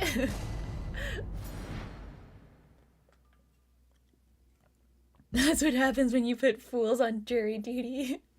You're calling Grandma a fool. There was no one else inside the carriage at the time, so it has to have been him. I trust the driver. He has an excellent memory, it seems. 4 passengers with fares totaling 20 pence. He stuck the chap next to him just like this. Brazen, I must say. Absolutely brazen. I've simply typed and collated all the statements made thus far and drawn the logical conclusion. You can trust the guild. Fair fares is our motto. We haven't raised prices above 4 pence for years. The scoundrel stabbing that poor man on the floor, it beggars belief. Granny's so mad now. Granny's pissed. I'm starting to wish I hadn't pushed for this now. Some of the jurors don't seem to have wonderfully formed arguments though, do they? Well, let's see what we can do. We need to get these 6 people to change their minds. I'll have to throw everything I can at them and use some very persuasive language. Just a moment, Mr. Naruhodo. According to my book, that's not quite how it works. Oh? I thought I was going to have to thaw their icy minds with some heartwarming rhetoric about the defendant. Unfortunately, once the jurors have decided that the defendant is guilty, they're unlikely to heed anything the defense says. But then, they've reached their conclusions by their own reasoning, you see. Your pleas will sound like excuses. In fact, it could recoil on you. The more you try to persuade them, the more entrenched they may become. Then what on earth am I supposed to do? Oh dear, I'm just citing what I've read about British law, Mr. Naruhodo. Right, I'm sorry.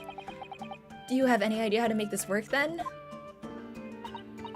Well, from what I can understand, the key to this procedure is using the juror's own words to make your arguments. What do you mean? Well, the 6 members of the jury are randomly selected members of the public. They may appear to present a united front, but the truth is, they are complete strangers who just happen to find themselves here in the courtroom together. And that's the way to break them down, you mean? Yes, exactly. We must listen very carefully to what each member of the jury says, and see if we can identify any contradictory statements. If we can, we then contrast the statements and pit the corresponding jurors against each other. I see, so it's contradictions in what 2 or more jurors say that we're looking for. In a way, then, this is similar to a regular cross-examination. Oh, yes, I suppose you're right.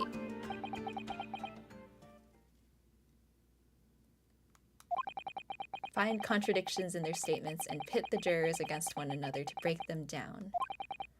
Alright, I might be able to pull this off. No, that's not right. What? Oh, okay. I have to pull this off. Okay. Yeah, don't forget to look at the bust. Should I just go in the court record and do that, or is it gonna, like, prompt me to do that later? Yeah, most of them only took what the driver said into account. Ask you to take the stand for this. I'm expecting a clear and concise rebuttal. Yes, my lord.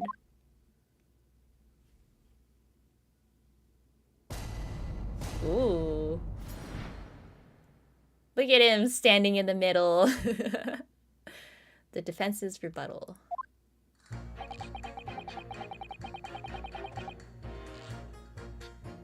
Wait, so... X pit. So I just press them, I guess? Or wait, let me look at what I have. Can I look at the bus in the court record? Wah! Oh, come on. Oh.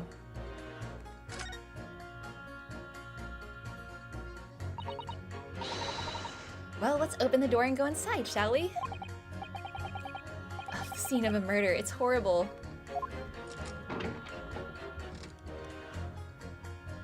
Ooh. Blood. Wait, huh? Oh, did I accidentally press back? Let me in.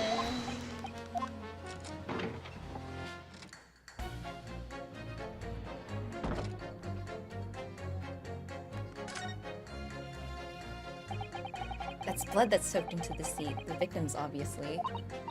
Yes, and that seat would be clearly visible from the roof deck. Would you really stab somebody in full view of the other passengers like that, I wonder? Well, it was after dark, and there was a lamp on in here, so perhaps the culprit couldn't see anything outside through the skylight. Whichever way you look at it, it doesn't seem like it was a planned attack.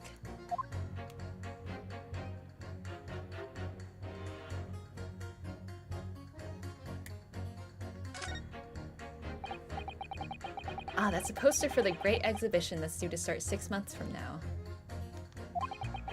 There's a lot of focus being drawn to the Crystal Tower, the centerpiece of the whole exposition. Oh, the Crystal Tower. It's under construction already, I believe. People all over London must be fizzing with excitement at the prospect of such a grand event. What's that? Oh, is it just a light? Is this another one of those things where, like, when I go to present it, they're gonna be like, oh, you have to examine and, like, flip the beef to find the coin or whatever. Large skylight, isn't it? Yes, quite large enough to afford a good view into the cabin from the roof deck. Doesn't appear to be a handle or catch of any description. So I suppose it can't be opened from inside the cabin, at least.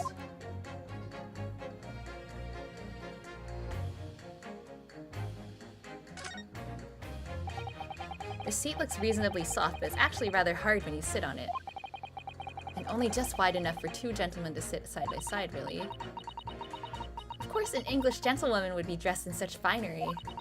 It would be quite impossible for her to climb up to the roof deck, so she would have to be seated in here. A woman in a kimono would have the same problem. Women's clothes are very impractical, aren't they?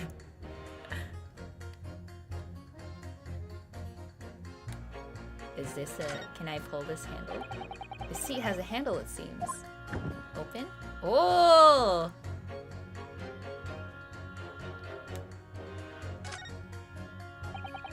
This looks like all sorts of equipment that might be needed to keep the omnibus running. Feeding tubs, tools to repair wheels, blankets, horseshoeing tools.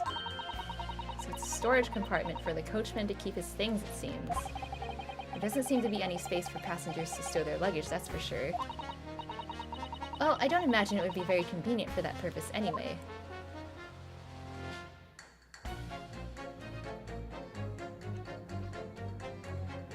Why doesn't it have the little check marks that, like, say that I already examined it? Do I have to examine each, like, thing in here? Well... You know what, I'll just keep going back to the... I'll just go back to this thing, and then if it comes up, I will examine it again.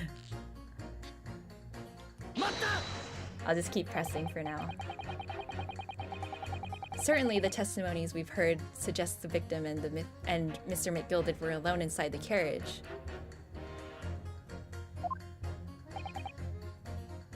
Hey, Joe! Yeah, when the cursor turns blue, there's a clue. Yeah, but I don't know what clue I'm supposed to look for right now. I think I'll just finish pressing and then see where that gets me. But could there be some other explanation, something we haven't considered yet? Such as... Or wait, is pressing them gonna just get them pissed at me this time again? Haha, well, perhaps that's something we could, all work out together now. Now listen here, maybe you don't know how things work around here because you're from foreign climes. But we're here to form our opinions as individuals, and I have. Oh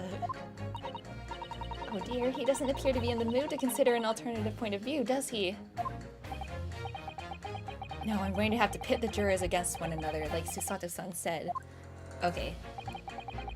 Oh, okay, so I have to... Let me read all of them again.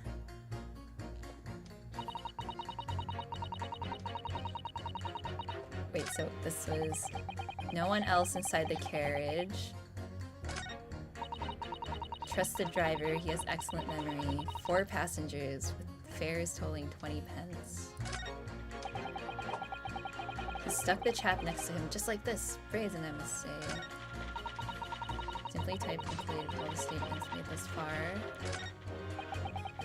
You can trust the guild. Fares is our motto. We have it. Oh, this one? So 4 pence. So if there were 4 passengers, it would be 16. So she said 20, right?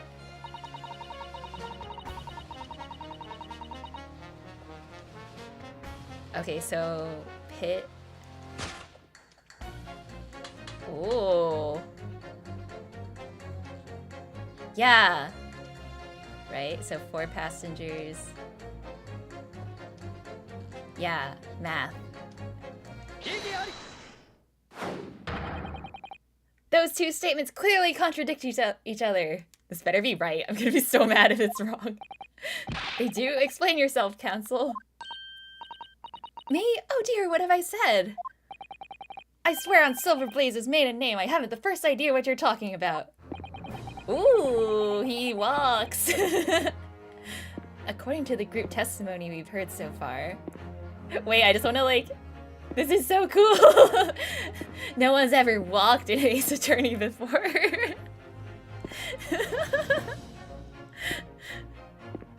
Wow, look at him go. He's strutting. He's strutting. Yeah, we can see his wait, no! Look at him lick his feet. Stop. There were 4 passengers on the omnibus on the night in question. And according to the coachman, Mr. Beppo, he took 20 pence in fares. Quite right, I have those precise details typed neatly here in front of me. And juror number 5 also told us the following. The fare for the omnibus is always 4 pence. That it is, a fair and convenient single price, just the way London's carriages should be operated. But that doesn't add up at all.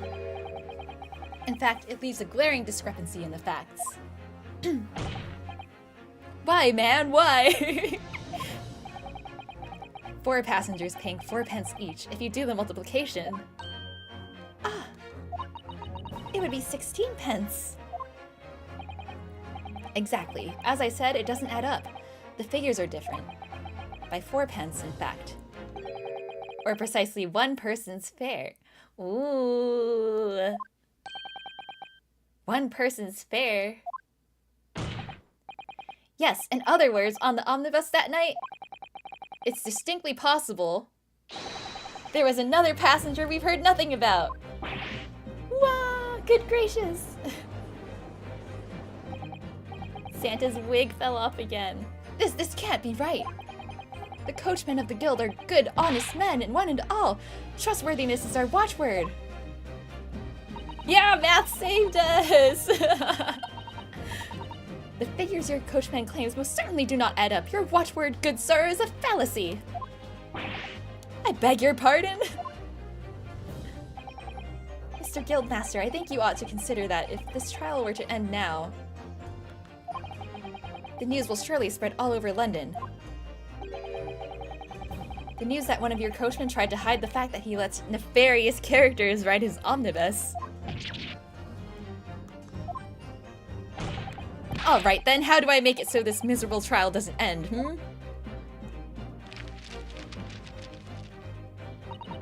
Well, according to my book here. You simply launch a ball of fire onto the innocent side of the set of scales. Now hold your horses there, coachman. We were all in agreement. Why do you have to go and... Wait till I get my hands on you, Beppo! Ooh, Beppo's in trouble. Yay! Is the maid gonna do it too? Alright, this is all very irritating. Begging your pardon, sir, I'm going to do the same. Yay! Thank you, maid!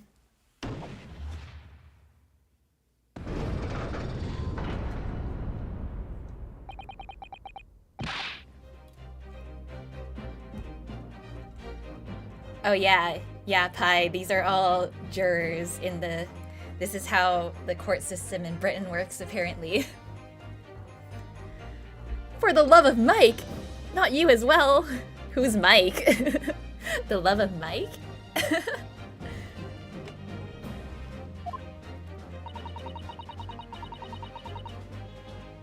I'm not falling for that this time, duh!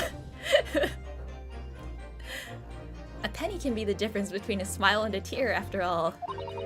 I certainly can't put my trust in someone who doesn't follow my exacting standards in financial matters. Oh, really? I, for one, think it's only proper that we hear from the witnesses again. No! You guys and your fake friends again! Oh, well done, Mr. Naruhodo, you did it! If we can manage to change 2 more jurors' minds, we can force the trial to continue! Let's go! 2 more, actually. There's something else that's bothering me about a couple of their assertions. That's where you must strike next! Oh really, Joe? Is that your last name?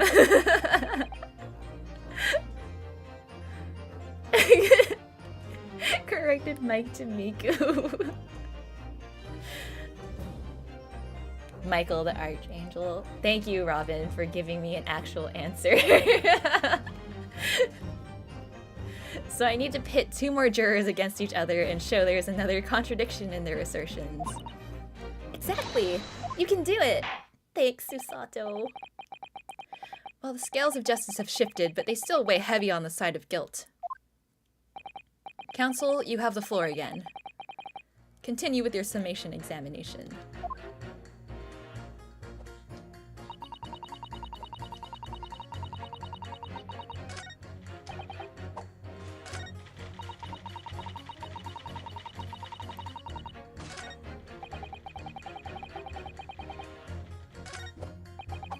The scoundrel. Okay, let me press this lady, because, she didn't really explain.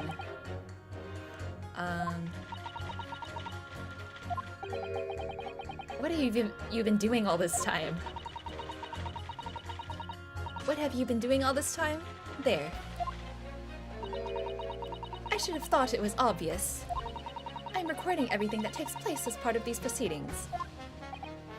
And what have you learned from that? For example, at this moment in time, the judge has used his gavel 11 times in total. The prosecution has snorted derisively at your remarks 7 times in total. And I might add, each time you have gawped like a simpleton. Thank you. And what's the point exactly? So anyway, madam, are you able to explain why you think the defendant is guilty? That is the conclusion I have drawn as a result of the copious notes I have typed. Clearly, but I'm asking you to explain why you've drawn that conclusion. Please don't distract me. It makes it extremely hard to concentrate on my note-keeping. This is going nowhere. Okay. Oh, the granny and Speedwagon contradict? Yeah, so... yeah, a stabbing in the UK. Yeah, so basically... Yeah, there was a stabbing in a carriage, and the accused is this Willy Wonka-looking guy. Actually, I can show you. Where's the people? Here, Joe. Here's all the new people. This guy's the accused. This is the prosecutor. No, prosecutor. And then this is the dead guy. And then these are witnesses.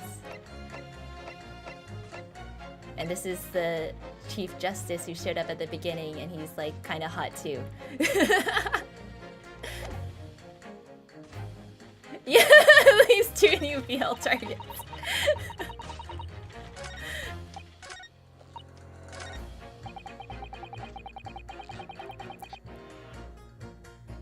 No one else inside the carriage at the time. Stuck the chap next to him just like this.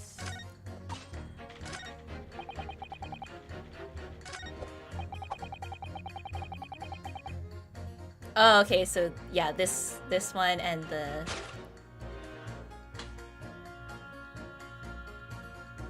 stabbing the poor man on the floor and stuck next to him.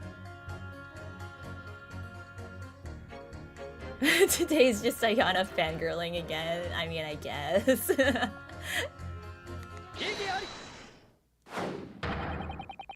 Those two statements are completely contradictory. Oh no, look at the granny's face!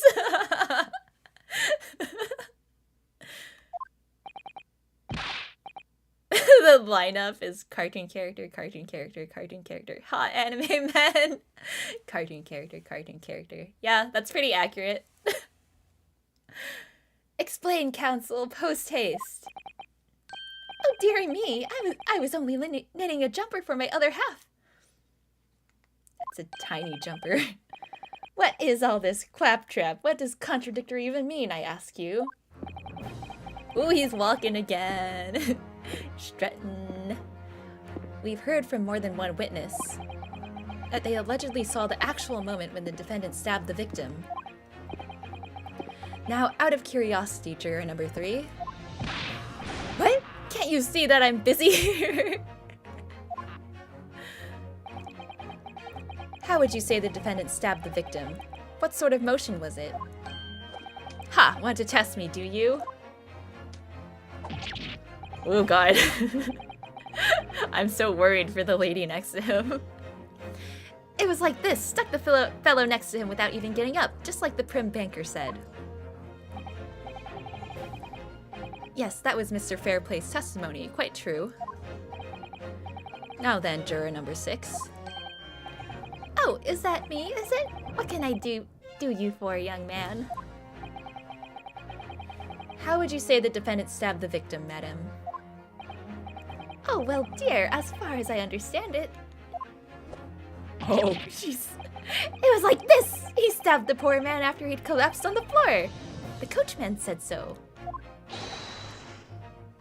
Now don't move! Take a look at these two jurors. He stuck the fellow next to him without even getting up. And he stabbed the poor man after he'd collapsed on the floor.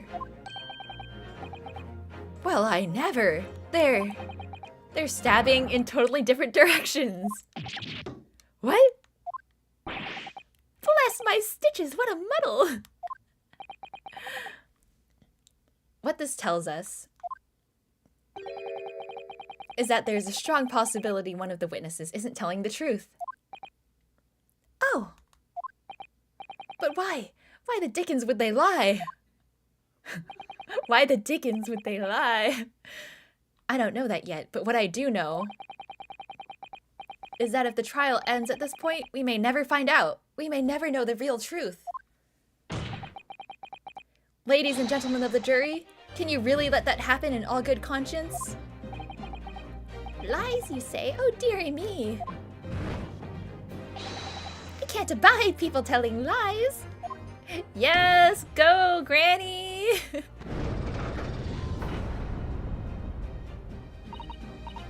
The scales! I don't believe it!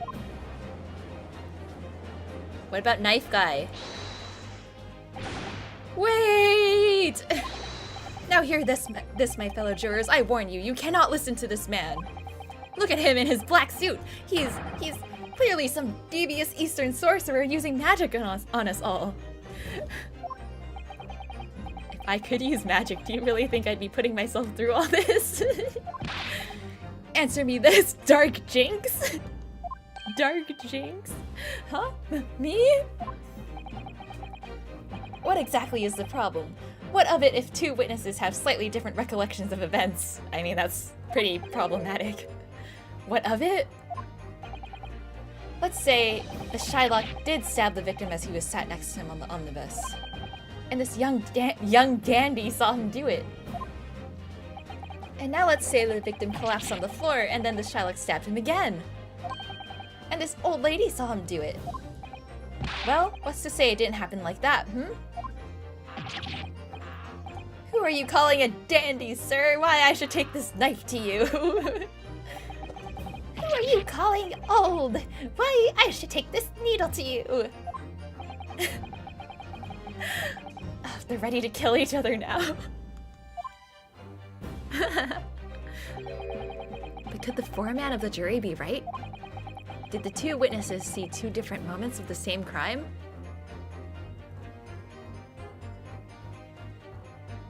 I mean, what's the... Okay, no, because there's a single stab wound, so no. Yeah, only one stab wound. Unfortunately, Mr. Foreman. What is it, you Dark Jinx? Come on, out with it. Oh, hey, type. Hello. What you're suggesting is impossible. It's out of the question. What are you talking about, man? How can you possibly say that? You do realize that I'm only doing my job. As foreman of the jury, I have a responsibility to steer everyone in the right direction. So where's your evidence, man? That's what we want to see. I say the two witnesses saw two different moments of the same crime. If you say that's out of the question, show me some proof. I do have proof! Oh, you were just doing laundry? Didn't someone else say they were doing laundry too earlier? Is it laundry day? Looks like the only way I'm going to convince him is to present him with something he can't dismiss. Yeah, it was pie! You guys are laundry doing buddies. Some irrefutable hard evidence. As you wish. What? I'll give you the proof. It's out of the question that the two witnesses saw two different moments of the same crime, as proven by this thing, this single stab wound. Or does this show the... This is probably it, because it says single.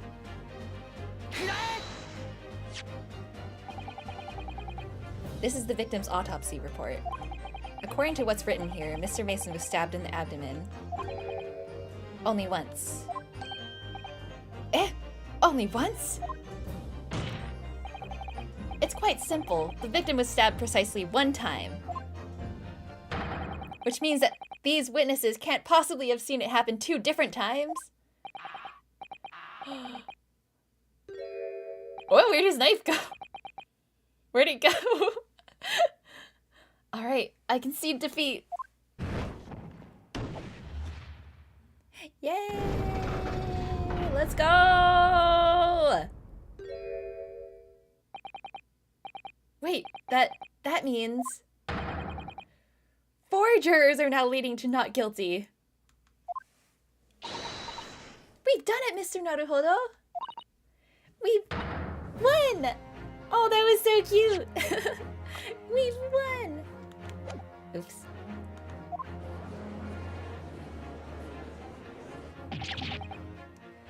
What are you playing at, you dandy fool? Shut your trap, sir! No one deceives me! Oh hey, the knife is back in his hand. Yeah.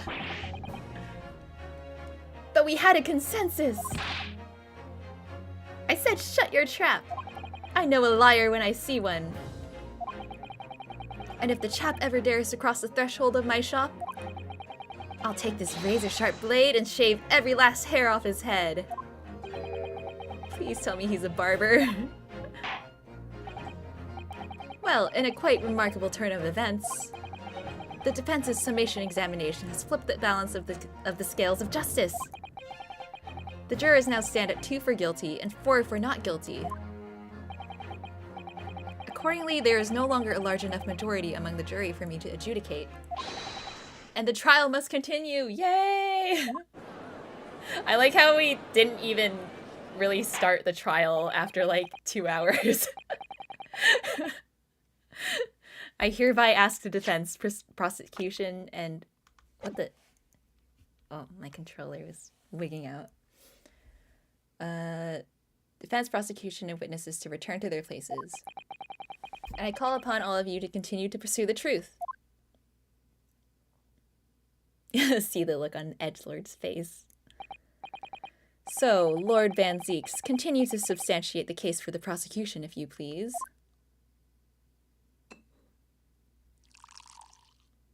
Yeah, controller gamer. I mean, I have this game on my Switch because I didn't know that you could buy it on Steam because I thought it only came out for Switch, but it was cheaper on Steam, so I regret my decision.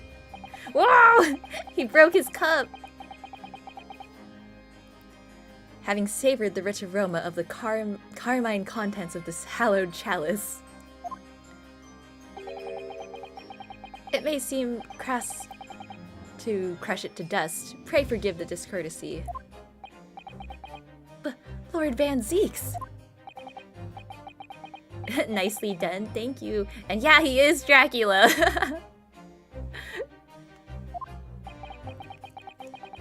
As your antiquated tome no doubt says, the prosecution may not speak during a summation examination. Oh, so that's why he was so quiet. So I honored a deathly silence and listened to the charade. It seems I overestimated the intelligence of the jury. Oh. Well, no matter. There is nothing so hard to prove as a self-evident truth, it would seem. No, and why else would we grace the courtroom with our presence after all? So, let us proceed to the next round of battle. I like this slow zoom onto his face. Oh? Whoa! Whoa! He threw away his cape! He looks like a JoJo character. He moves like a JoJo character. That's totally what his poses remind me of. He totally moves like a JoJo character.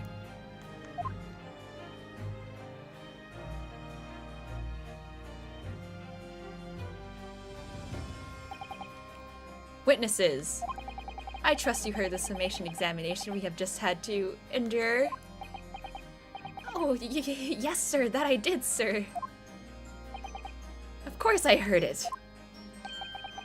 Oh, yes, sir, I heard it. You, sir, on the end, the coachman. I believe it's Beppo? Yes, sir, my lord, sir. If it transpires that in your previous testimony, you were attempting to veil the presence of a 5th passenger on your omnibus, you will be found guilty of perjury. You're advised to bear that in mind, sir. Oh mio Dio. Yeah, poor Beppo. Now then, witnesses, I hereby call on you to testify before the court again. You will explain the various misgivings brought to our attention by the defense's summation examination.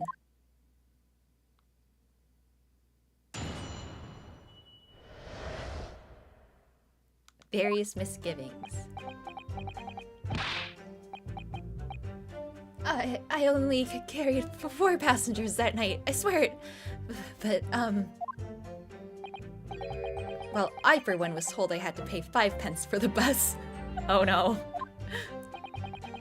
He fiddled us on the fare, he did, and then I saw that blood-curdling sight as well. It's all too much. I tell you, I saw McGilded stabbing that man. Everything I said before stands. yes, he stabbed him. Yes, he did. I think so, yes. You think so? Council, make sense of this for me, please. The phantom fifth passenger conjured into existence by my learned Eastern friend never existed. The confusion has arisen from the coachman's sly little cozinage. Beppo! Explain yourself! I'm terribly sorry. Whoa, he has eyes! Look at Beppo's eyes!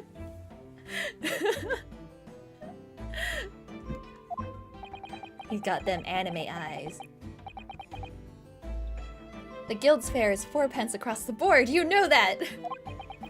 Am I to understand that you've been overcharging our passengers by a penny a fare? It's so cold and the last run of the day is always half empty. You have been dishonest, coachman.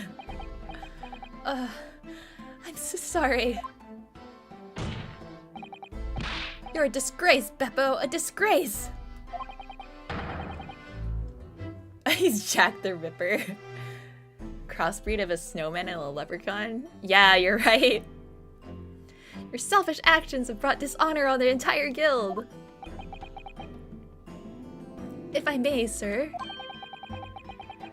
I had to pay 10 pence on the bus just last week. What? 4 passengers at 5 pence each is, yes, 20 pence. I've done the arithmetic 10 times already, but I just can't make the result come out differently. No, that figures. Well, it would appear that one of the aforementioned misgivings has already been explained. Are the jurors gonna, like, change their minds again? Can they do that?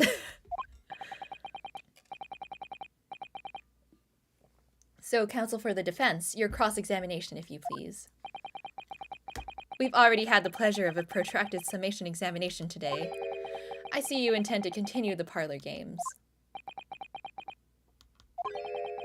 Absolutely!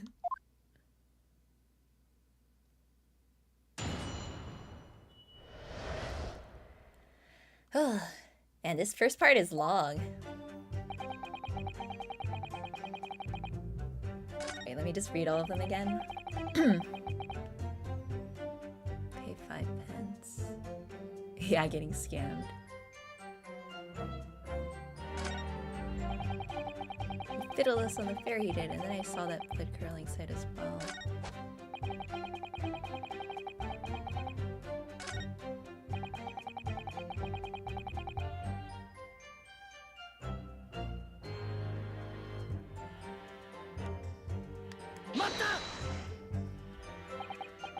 Earlier, you testified that you saw the moment when the defendant allegedly stabbed the victim, didn't you? Oh yes, that's right. You said that the victim was on the floor and described the assailant holding the knife in an ice pick grip.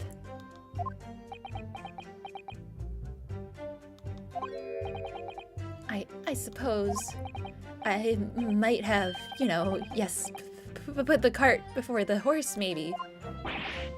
What's this? Well, I'm quite sure about most of it. I was driving the horses when I heard a scream from the seats on the roof deck. Oh, I expect that was me, sir. Then when I turned around, yes, I saw it through the skylight. The gentleman was on the floor and the knife was sticking up out of his midriff. That's right, yes, and the fellow holding the handle is the famous man, yes. So in short, you didn't see the moment when the victim was actually stabbed at all? Liar! I really thought that I did, but when I go over it again in my head, no, I suppose I didn't actually see the precise moment of the stabbing, did I? Oh! How do I...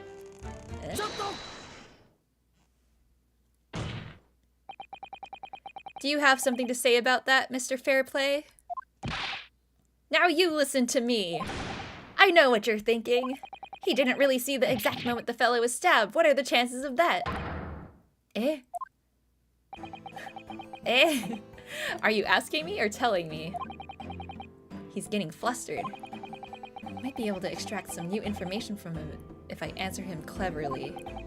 Could he have just happened to see the exact moment the crime was committed?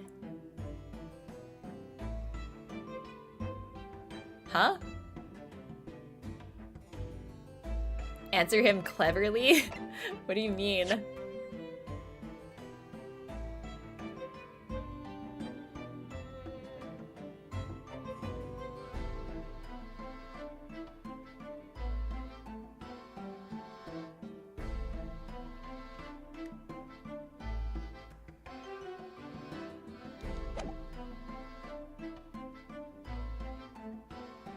Some days are like that.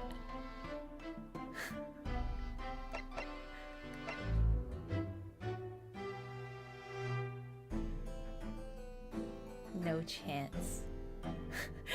Neither of these sound clever. Or save. I mean, yeah, that's all. Okay, I'll save. I think it's no chance because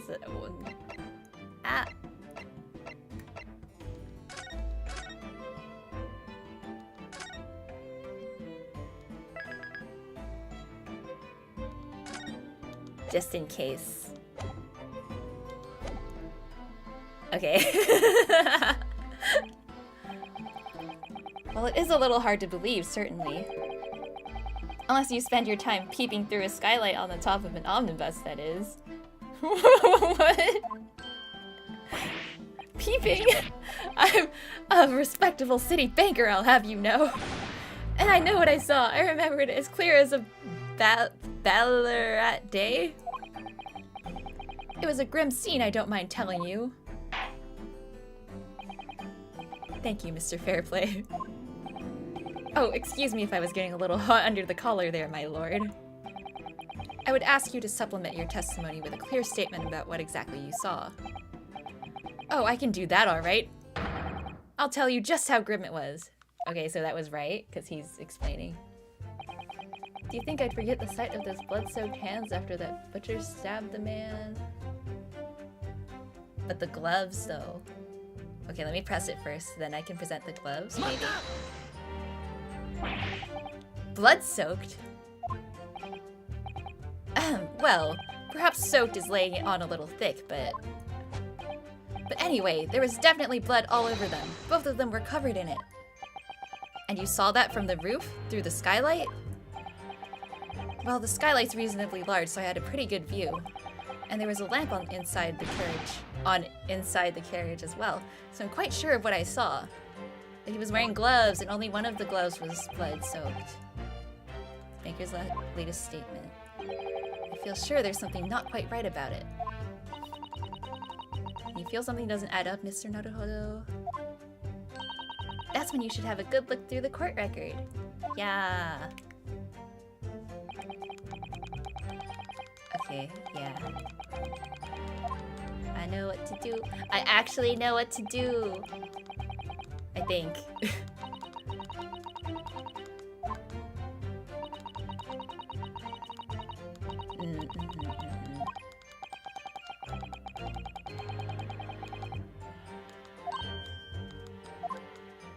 Let me just go back. Okay, need to pay careful attention here. Okay, yeah, I got the reaction. Maybe there's more than one, so I have to go back again after. I already did it! You don't have to explain it, Susato-san, I already did it.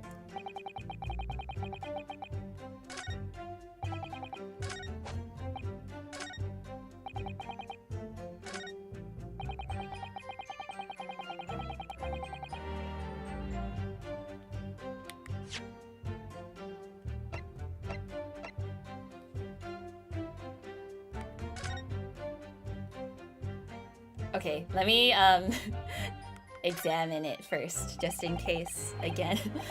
It's definitely blood, isn't it? Not the most pleasant sight to be confronted with on our first day in London. Oh, nothing will come of grumbling now. Now, by the way, is Mr. McGilded right-handed? Yes, I believe so. He was toying with a coin in his right hand a little earlier. Pity, if only he'd been left-handed. I think blood on either glove would be fairly incriminating, really.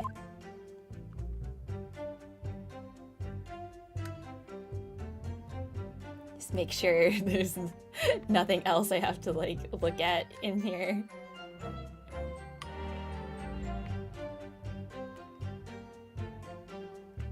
That was everything, right? Okay. Present.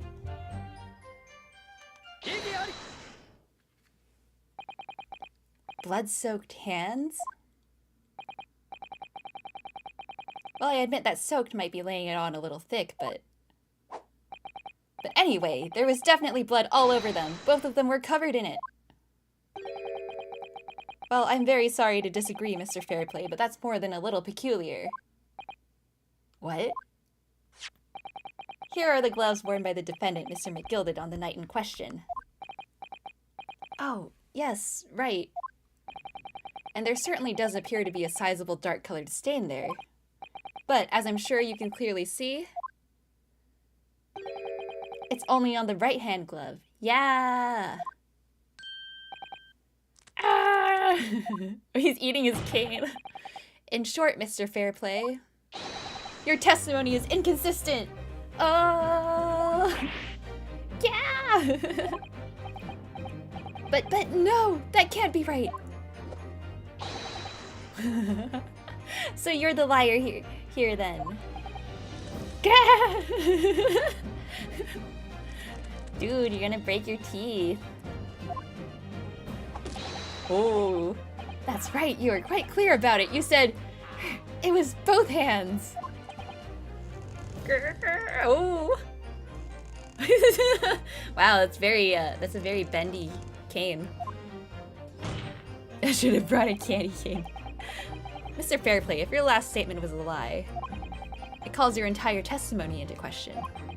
You say you saw the moment the victim was stabbed, but is that really the truth?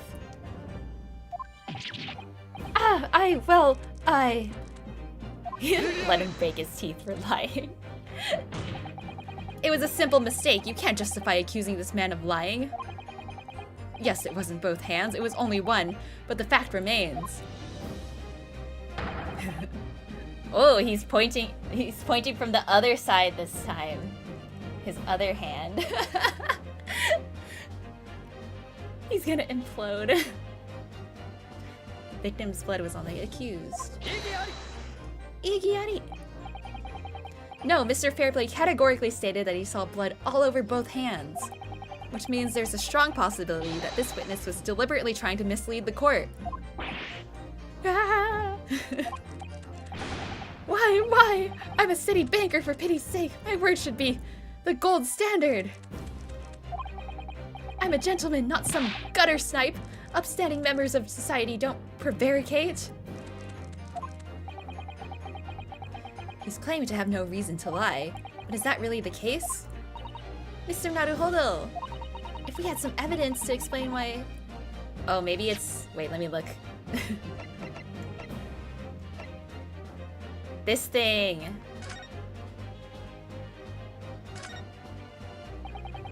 This portfolio must contain all sorts of secrets of London's gentry. Oh dear, do you really think we ought to look inside? Well, it's not as though we know of any of London's gentry personally, is it? Apart from our great detective friend, perhaps. Actually, I wonder... I assure you we will not find Mr. Sholmes' name inside. He's so in debt. Well, let's see what we find. I can't read it. Gosh, it's crammed full of gentlemen's names, isn't it? Well, I suppose they're probably not all gentlemen at all, are they? After all, not everyone in this country is well off. Ah, goodness! What is it? Look at this, do you see the name here? Bruce Fairplay. Should that mean something to me? It does sound strangely familiar, actually. Yeah! Bruce Fairplay, the witness testifying at this very moment. He misses his new boyfriend. Yeah, Sholmes.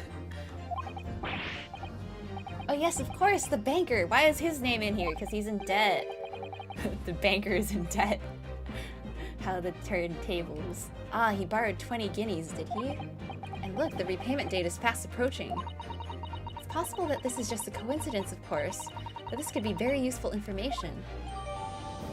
Ooh, cool. So it updated. Good thing I examined it first.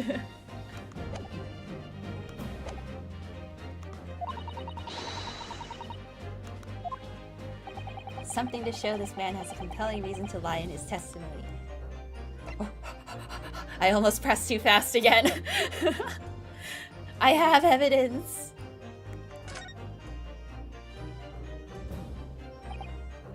My lord.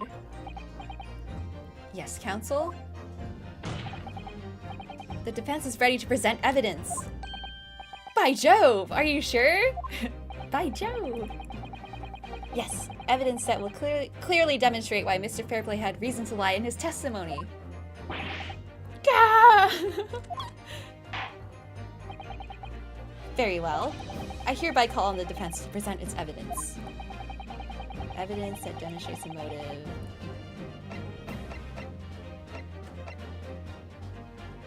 This thing. Kurae!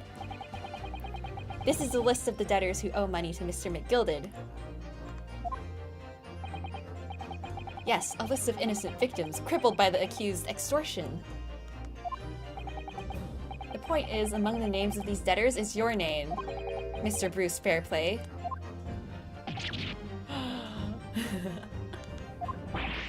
What? Mr. Fairplay, are you currently indebted financially to the accused? Ah, no! Well, it's barely worthy of being called a debt. According to this ledger, you owe 20 guineas. Not an inconsiderable sum of money, wouldn't you say?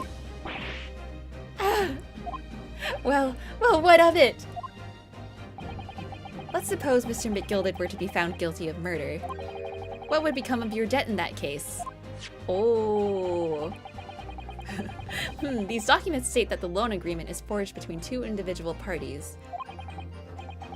Therefore, were the creditor, the defendant here, to be sentenced to a capital punishment, all outstanding debts which were owed to him would be annulled. They would cease to exist. Cease to exist? Mr. Fairplay, is it not the case that you claimed in your testimony to have seen something you never in fact saw? In a devious attempt to annul your debt of 20 guineas to the defendant. Gah. Gah!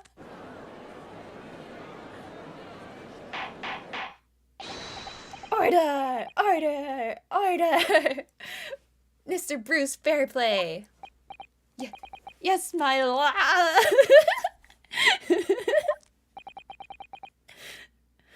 Let me ask you again. And be aware that your answer may have most serious implications upon your future, sir. Did you or did you not see the precise moment in time at which the defendant is alleged to have thrust a knife into the victim?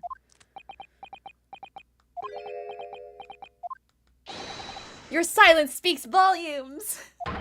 You did not tell the truth in your testimony. Alright, now let's not make a melodrama out of this. Perhaps I did overstate the truth a pinch. A pinch? But it makes no difference. I definitely remember seeing blood on Mr. McGilded's hands. Both of them. Igiari. And yet, only one of the defendant's gloves, which we have here as evidence, is stained. Grr, so you keep saying. Ooh. I wonder if I might be allowed to speak, sir. Go ahead, Mr. First. Well, the thing is, I think I remember seeing it myself, as it happens. Seeing what? The blood, sir, on the assailant's hands. I think... yes. I'm almost sure that it was on both of his hands, not just one. Not him, too! What? What? God damn it! No! What? Why? It would appear that we're going to need further testimony from all you witnesses. This time, I would like to know precisely what you did and what you did not see. Do I make myself perfectly clear? Yeah. Mr. Naruhodo, this is good news. The course of the trial seems to have shifted slightly at last. Yes. I might finally have a chance to turn things around here. Yeah, why is he saying it just now? Oh my god. Again? There's blood on both hands of the assailant. I sincerely and distinctly remember that. However, I suppose you might say that I didn't see the exact moment the stabbing transpired, if that matters. I remember seeing the knife, and I remember seeing both of the attacker's hands with blood on them. I didn't actually see anything myself, no, not until I heard that scream. Anyway, the fact remains, there can't have been anyone else inside that carriage, or we all would have seen. Yeah, it matters a lot if you didn't see the stabbing. Yeah, they all owe him money. Maybe. In truth of fact, not one of you was witness to the crucial moment the crime was perpetrated.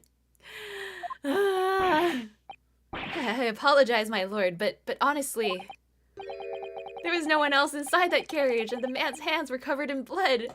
So none of them are actual witnesses, because none of them actually witnessed the friggin' crime. Grr, that much incriminating evidence is tantamount to saying we saw the man do it. That's really not what testimony is about. Let us examine the interior of the omnibus once more. The victim's fresh blood is clearly visible on the seat, corroborating the witnesses' accounts. In other words, there is no substantial nor significant change in the facts of the case.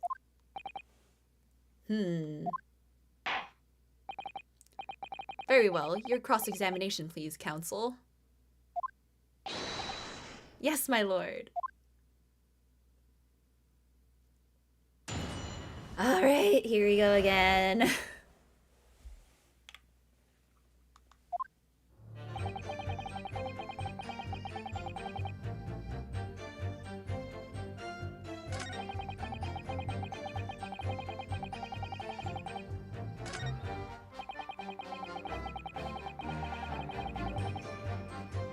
Seeing the knife. You didn't see anything. Can't have been anyone else inside that carriage. Oh, whoops. I didn't. Okay. Didn't see him being stabbed at all. It's a hugely significant change in the facts of the case. And there's nothing else that occurred to me whilst listening to the witnesses' latest testimony. Two of them are recounting what they saw through the skylight in the omnibus roof. I know it's a large window and certainly affords a good view of the inside, but... well, I think perhaps we ought to confirm what they're saying with our own eyes as much as possible. What do you mean? Okay, time to examine the carriage. I mean that we can examine the evidence firsthand. The omnibus is here in the courtroom, after all. Good idea. Everything says and statements while we're looking around. Okay. Yeah, blood should be on the floor. Ace Attorney in a nutshell. I saw it happen like this. No, you didn't. Okay, it may have actually happened in a different way. Yeah, that's definitely Ace Attorney.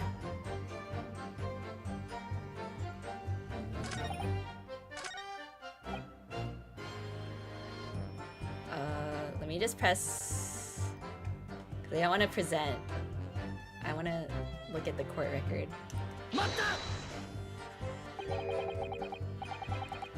Okay, wait, let me examine. Okay. So I already looked inside.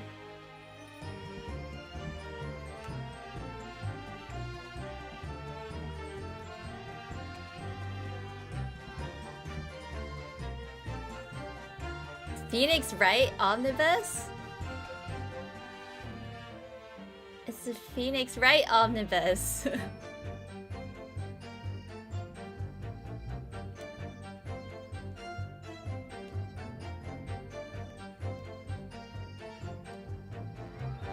Yeah, that's how they named Phoenix.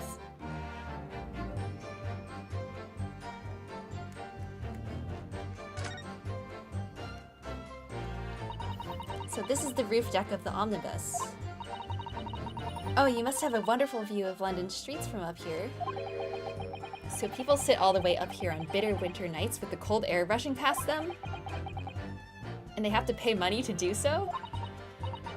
Yeah, who knew the legendary lawyer was named after an omnibus? I can't imagine how cold it must feel. That just made me think of something horrible. Huh? Can you imagine being dragged around the city in the freezing cold as a punishment? Perhaps that is the real price you pay to stay out late.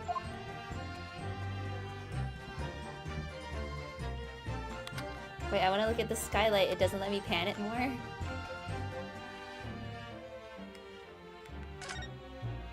Oh, there we go.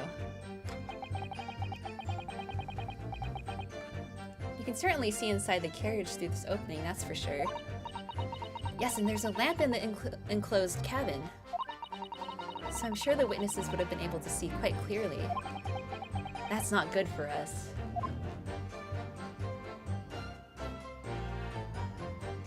Is this just the same dialogue? Oh, okay.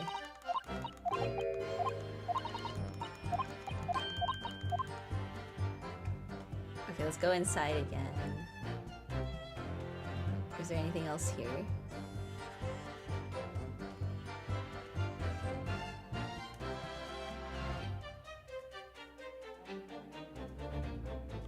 Is there anything on the wheels?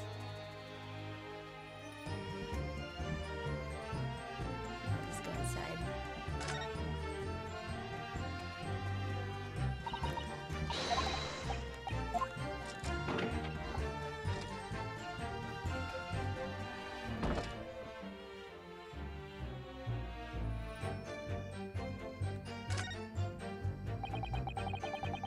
Is this the same dialogue?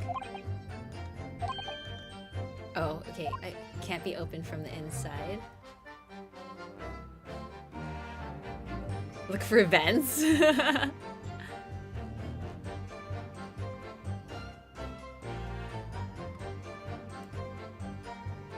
This side doesn't have anything inside. I already examined those last time.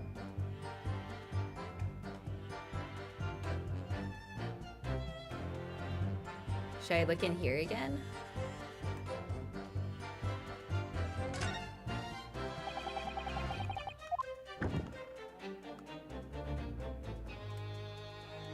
Maybe one of these bags actually has something in it. Oh no, it's just the same dialogue. Imagine you find a whole dude hiding under the seats. Yeah, like I totally expected Herlock to be there.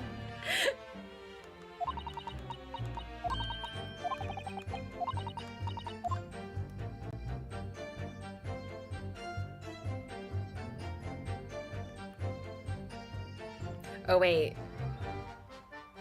because they were saying, what did she say? Storage compartment. No space. Oh. But that's definitely, like, maybe you could fit someone in there.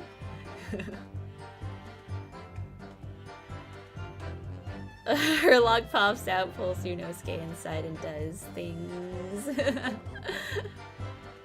Did I examine this one already? Oh, that's a poster for the... Oh yeah, okay. I already examined that before.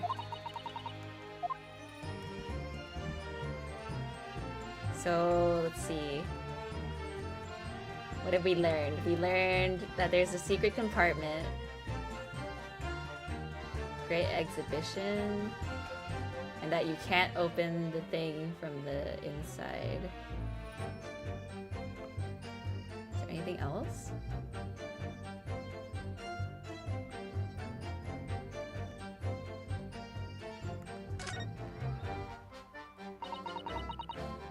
Have you seen enough? Let's step back outside then.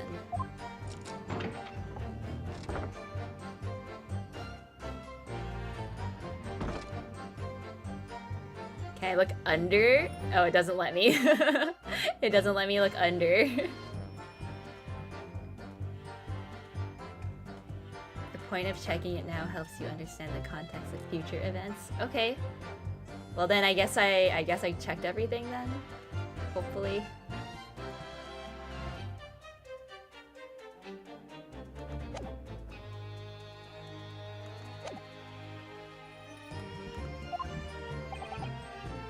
Yes, sir. I mean, I know what you're going to say. Only one of Mr. McGilda's gloves has any signs of blood on it. That's right. Thing is, as far as I remember, sir, when I looked down and saw Mr. McGilded sitting beside the other fellow, I don't believe he was wearing any gloves, sir. He wasn't wearing these gloves? That's correct, sir, and I saw the blood on both his bare hands quite clearly. It's true that the dark-colored stain on the dark leather gloves wouldn't have been easy to see. I should point out that the police officer who apprehended the accused on the night in question reported that there was no trace of blood on Mr. McGilded's gloved hands. Huh? There wasn't blood on his hands? What? This is puzzling indeed. This must be significant somehow, I'm sure of it.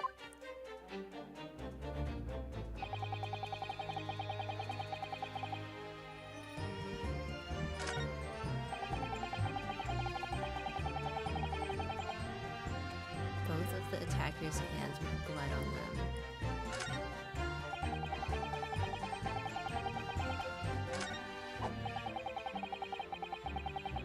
Can't have been anyone else inside that carriage, or we all would have seen. Is this where I present the carriage and say that there's like a secret compartment or something? Or is it like somewhere else? I might say I didn't see the exact moment. There's blood on both hands. Yeah, maybe show the compartment. I'll press the last thing again and then see if any new information shows up. Let me press this and see if he says anything else. Everything you saw of the incident was through the skylight on the roof of the omnibus? That's right, it was fiercely cold that night, but the glass wasn't frosted over. Oh yes, I remember I was shivering, it was so bitter. Which rather begs the question of why the pair of you were sitting on the roof deck in the first place. Well, I don't know about this young fellow, but I couldn't enter the cabin. Oh, why not? Huh? It was locked from the inside. I tried knocking, but no one opened the door. Huh? It was locked? That's right, and it's a public bus service for pity's sake. That's not what I call fair play. Says you. Yes, I had exactly the same experience. Okay, so it was locked. I tried knocking, but the gent inside just gestured at me to clear off. So I had no choice but to climb up to the roof deck and look down longingly into the warm cabin below. Well, I can assure you I wasn't just looking down, I was glaring, long and hard. And that's precisely why I can tell you with absolute confidence that if there was anyone else at all in that cabin, I would have noticed. Unequivocal, I would say. I'm not sure about these two witnesses. Could they really have seen everything inside the cabin through the skylight?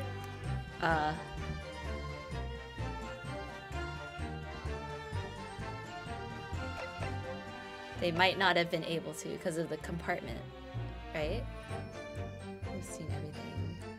Might not, I don't know. Allow me to confirm one thing, Mr. Fairplay. Maybe no hint yet. I think I can maybe figure it out. You were riding this omnibus. Thank you, though. I will probably need hints later. and witnessed the events in the cabin through the skylight in the floor of the upper deck. Is that right? That's right, yes. In that case, there is a portion of the cabin interior that would have been out of sight from you. Yeah, the secret compartment. By golly! Really? Obviously, at this stage, we can't say for sure. But the possibility cannot be denied. That at the time of the incident, there could have been another passenger in the enclosed cabin of the omnibus. Let's go! Enough hypothetical meandering, my Nipponese friend. The prosecution demands that you substantiate your claims. After all, the scene of the crime is here, in the flesh. Very well, I will uphold the prosecution's demand. You will identify the area on this cross-sectional plan of the omnibus. Where exactly in the omnibus are you suggesting that this potential extra passenger could have been situated? Okay, secret compartment time. Right? It's this side, right? Present. Kurae! Both rows of seats on the roof face in the direction of travel. Whereas the seats in the enclosed cabin face each other. Huh? Wait, that's not what I meant, but okay. Which means... Oh. Oh, well, yeah, they can't see the other side either. But there's also a secret compartment on that side. Yeah. I got it right without actually... I got it right for a different reason. Ah. That's right, my lord. As you can see, the seat opposite the one on which the victim and his attacker were sitting is obscured from view. I'm proud of my ghost brain. I got it right for the wrong reason. Yeah, I did the math wrong, but I got the right answer. It's quite possible that these witnesses would have been completely unaware of it. That's so funny. At least I still got it right. It's quite possible some phantom was sitting there. It was me! It was me! You Nipponese have a forbidding habit of obscuring the truth with ambiguity. I concur with the prosecution's rejoinder. In a British court of law, evidence is paramount. I cannot entertain this conjecture, counsel. That is, unless you're able to put a name to this mysterious passenger to whom you allude. Name? Can you, Mr. Naruhodo? It wasn't me, I didn't murder anyone!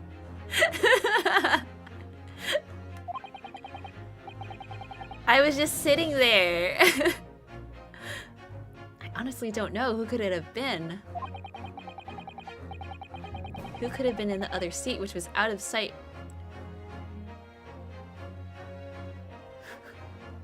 Wait, I have no idea. Who?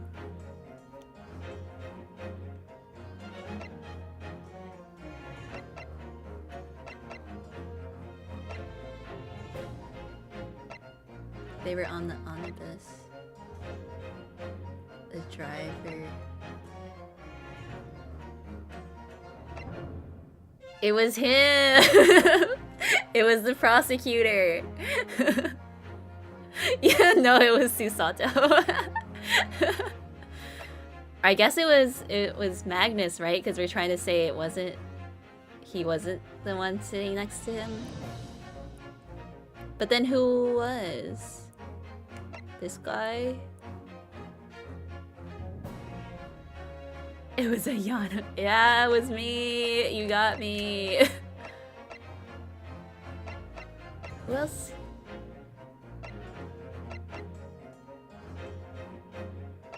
He's the driver. He's on the top deck. He's on the top deck. He got murdered. He wasn't in there. And this... I guess he was the one. Maybe check the evidence again? Yeah.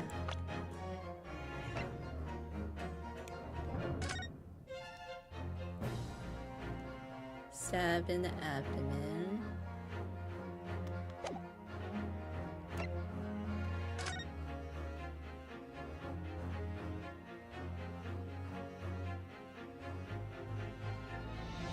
Stab from the front. But that doesn't prove who was on the other side. The gloves. Bus.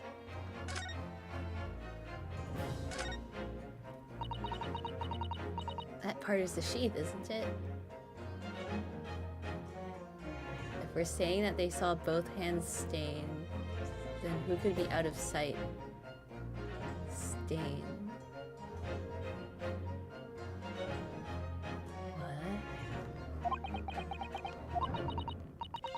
Wait, okay, let me finish examining this knife and then I'll think about it. Don't really like blades, but you like Kazuma. Oh. Those don't seem like the words of a man with a large katana slung from his waist. That's not a blade, that's Kazuma's soul. Anyway, there's no sense in delaying it. Let's see what the blade looks like. Okay. There's blood. That looks like a lot of blood. Or that looks a lot like blood. It surely is blood, the victim's. An English man's blood looks a lot like a Japanese man's blood. No, really? Did you think it wouldn't? Sorry, it's just that we've only just arrived here in Great Britain. I'm finding it a little hard to adjust. Yes, I do understand. Then there's this M. Ornate letter M, undeniably Mr. Magnus McGilded's initial. It's beautifully gilded too. It must be very valuable, I should think. Ah! What is it? Look at this M. If you turn it upside down, it becomes a W! This could change everything! Wait, really? Is it a W? Yes, this is one of those, you know, turnabout cases. I'm sure of it. I'm afraid I don't know at all. But what I am sure of is that this is an M. Okay. M for Mario. Oh, well, that idea was quickly quashed. Yeah, Willy Wonka. Okay, but yeah, so... back to the people. So yeah, so we're saying that they saw both hands. And who could be out of... So it was the driver?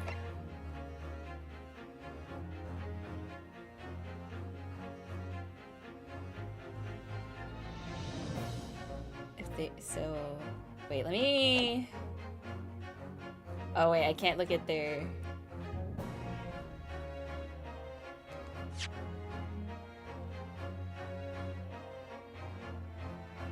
Whatever. Is someone named with a W?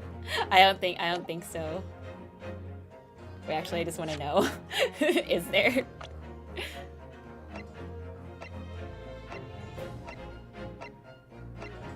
No, there's no W, people. Okay, so I guess it's the driver? I think. It's either the driver or it was Magnus. But why would the...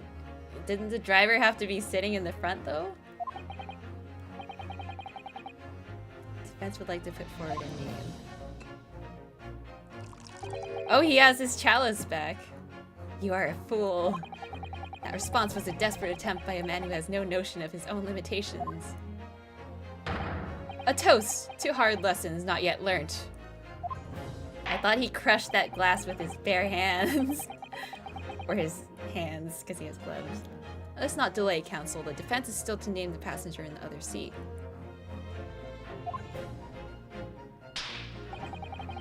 This could be it. This could be the chance I've been waiting for to turn the trial in my favor. On that night, on the night of the murder, the person occupying the seat in the cabin was obscured from view was... Let's save.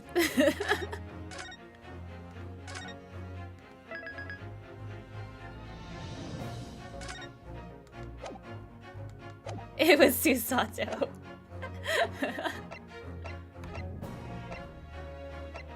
McGilded had one hand stained, the gloves prove it. They saw two hands, so if that's what they saw, then who was out of sight? Yeah, so it's the only other man was the driver, because they saw him get stabbed. But I don't want to believe that Beppo did it though. Oh well, let's go. Alright, let's go with Beppo. Thanks for the hint. Yes, concealed in the blind spot of the cabin that night was none other than this unexpected passenger. Wait, he's saying that. Wait, was I. What? Whatever his so-called logic he used to. Was it wrong? Answer has made one thing abundantly clear. Wait, it was wrong? The real blind spot is inside your head, and it would appear to be. What? Oh wait, what?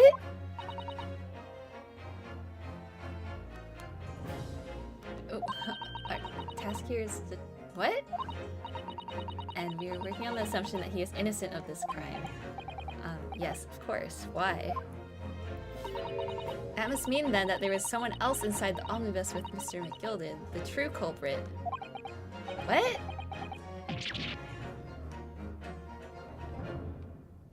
It was the deceased. You faked his stuff. Wait, the two people sitting inside the cabin that the witnesses saw through the skylight that night. They were the victim and the real culprit. What? Who else is there? It does seem as though we've all been making a false assumption. The witnesses weren't looking at Mr. McGilded at all. Meaning he has to have been sitting somewhere else.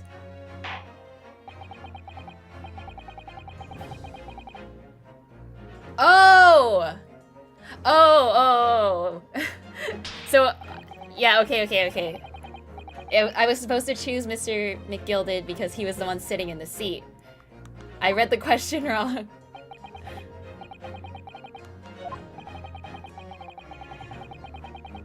Yeah, okay, yeah. Whoops. I read the question wrong. So it was Mr. McGilded that was sitting in the other seat. Yeah, so it's Mr. McGilded. So, yeah. Okay. yeah, I knew the answer, I just read the question wrong.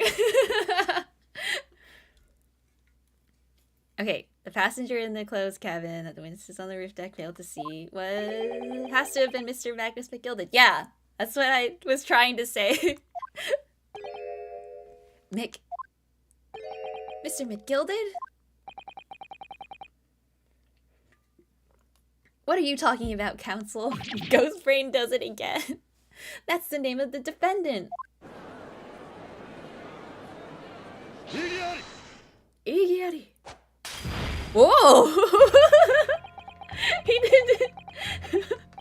He threw his glass at the fire. How did it not, like, explode?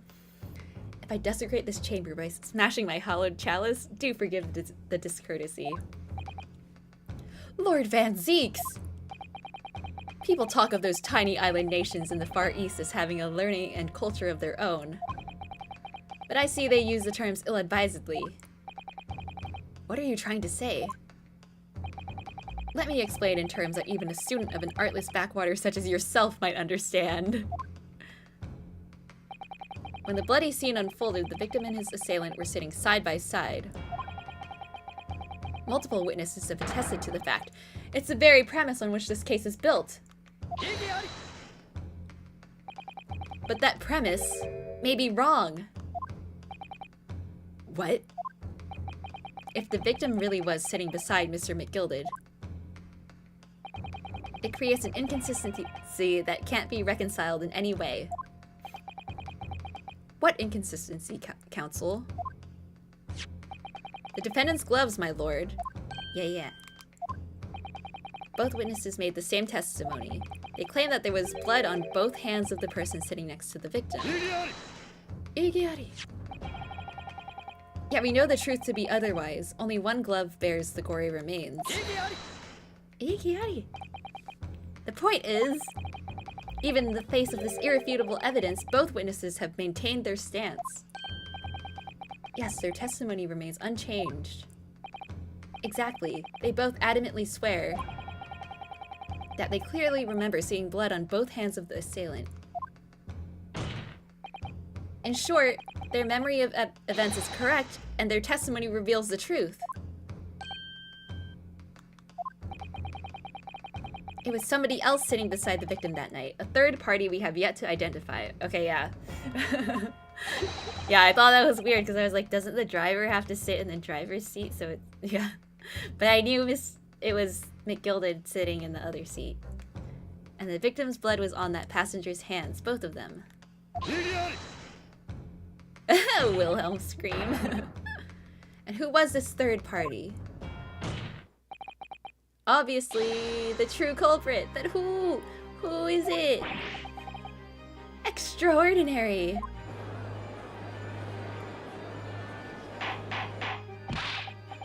Order! Order! Order! What exactly are you postulating? It was you, Da? The defense's postulation is just that, nothing more than conjecture. The witnesses have clearly stated that they saw the accused. Igiari. But when elaborating on his testimony, Mr. Fairplay said the two of them were wearing hats and I couldn't exactly make out their faces.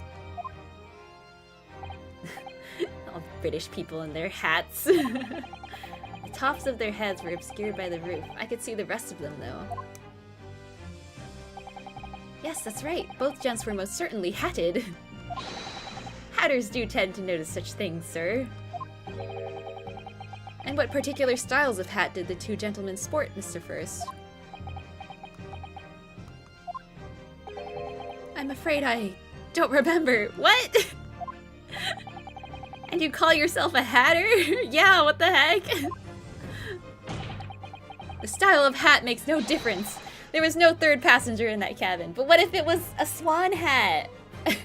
What if the swan lady came back? How can you be sure? Because if there had been, the accused, Mr. McGilded, would undoubtedly have offered to depose the fact. Unless, that is, you are proposing an even more preposterous explanation? That the accused failed even to notice the presence of the true culprit in the very cabin in which he traveled? Ah! I mean, yeah, that's a good point, actually. He's right. If there was another person traveling in the enclosed cabin of the omnibus, it's inconceivable that Mr. McGilded would have been unaware of it. Maybe he was asleep. The third passenger also shot JFK. Wow. Order! Yeah, maybe he had some of that drugged chicken from last time. There's clearly a simple solution to this problem. Bring the accused, Mr. McGilded, to the stand? Well, what say you, counsel? The prosecution objects, my lord. On what grounds? As a suspect, he will have already made a full statement to the police. But what if there's some reason why he's unable to speak freely? Magnus McGilded is no uneducated ruffian. If it indeed turns out that man has been withholding information, you can be sure it will have been a most deliberate act. Counsel for the defense, what is your opinion? My lord, should we ask Mr. McGilded to testify or not? I mean, yeah, what else can we do?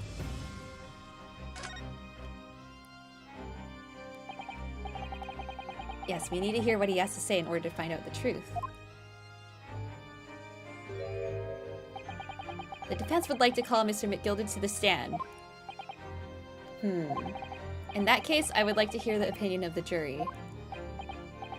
Ah, yes, I need a little time to consider this. If you ask me, I think we should hear what Mr. McGilded has to say.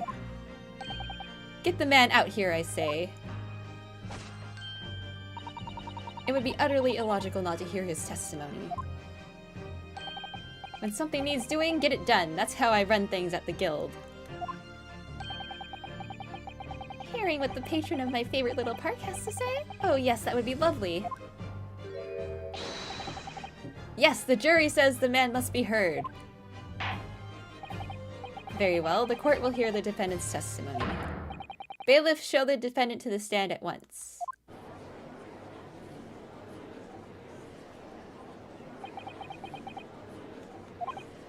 Now, maybe what actually happened that night will finally become clear. Is there gonna be a save point, or is this whole thing just one long case? Because if I'm almost done with like the first part, then I'll keep going, but otherwise I might stop here. Let proceedings be resumed. Mr. McGilded, have you been listening to the discourse of the day? To be sure I have, my lord. There are now two matters on which the court desires to hear from you. The first is whether or not there was a third party with you in the omnibus cabin as proposed by the defense. The second is that if such a person was indeed present, why did you conceal that fact from the police? Yeah, maybe it is one long case. Begad, no, begad. 'Tis not in my nature to hide anything at all. Just answer the questions, please. Okay, maybe I'll get to his testimony and then I might save and then continue next time. But yeah, we'll keep going for now. The truth of the matter is, I've been desperate about this all along. Do I tell yous all or keep me mouth shut? Tell us what, Mr. McGilded? The fine fella representing me is absolutely right. In the carriage on the night with myself and the other man, there was another passenger. It's true? Aye, and 'twas me who helped the little urchin get away after it all happened. You... What? Huh?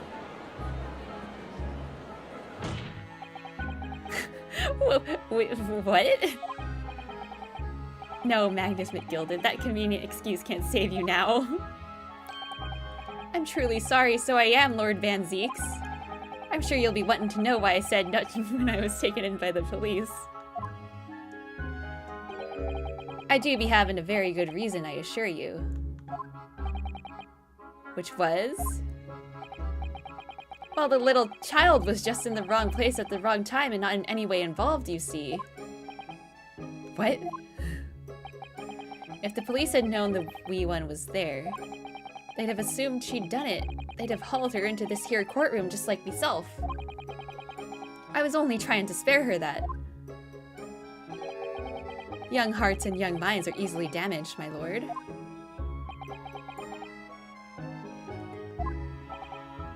More headaches. And who was this young child of whom you speak? That I don't know. What? You don't know? Aye, well, the wee ting just happened to be in the carriage that night. I never saw her before or since. We have absolutely no reason to believe this man.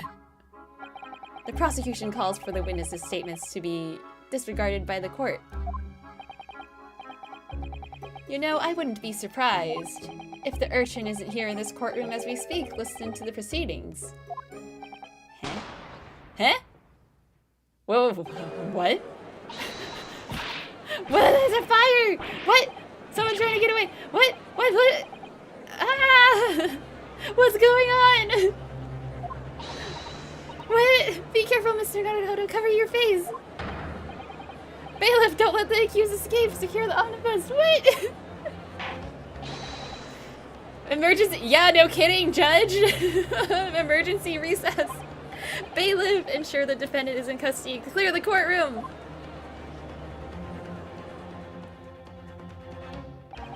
We were hurriedly removed from the smoke-filled courtroom by the bailiff. Amid scenes of chaos as people stumbled over one another in their desperation to flee the chamber.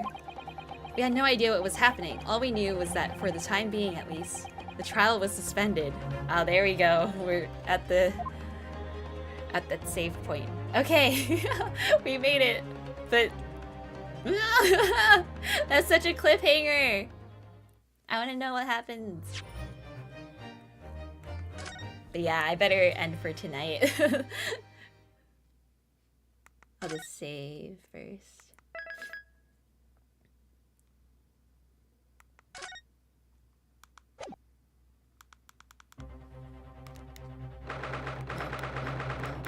No, wait, no. Let me go back to the menu. Okay. Wait, no. Option.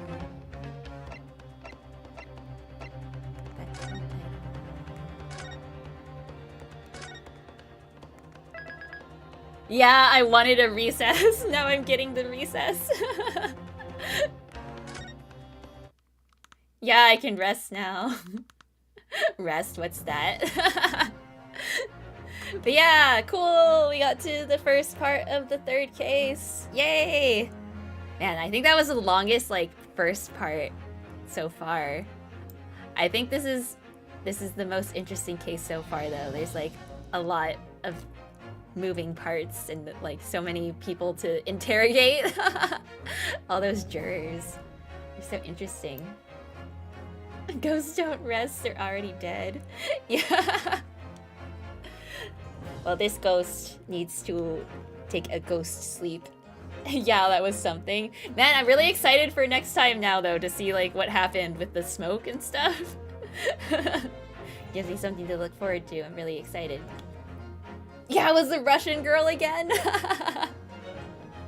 That freaking Russian girl, Kazuma murderer. Also, where the heck is Sholmes? I thought he'd be, like, there. He'd be more important this time, but he's, like, not even there. Maybe he'll show up again later. Yeah, she killed 2 people, now she's out of hand. What did Tofu think about it?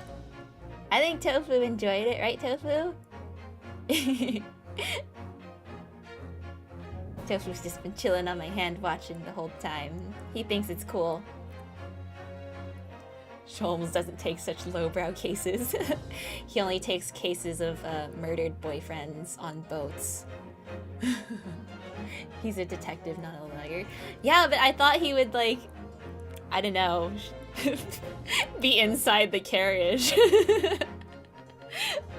Tofu was not smoked, yeah. Yeah, thanks for watching, guys. We'll continue this next Thursday.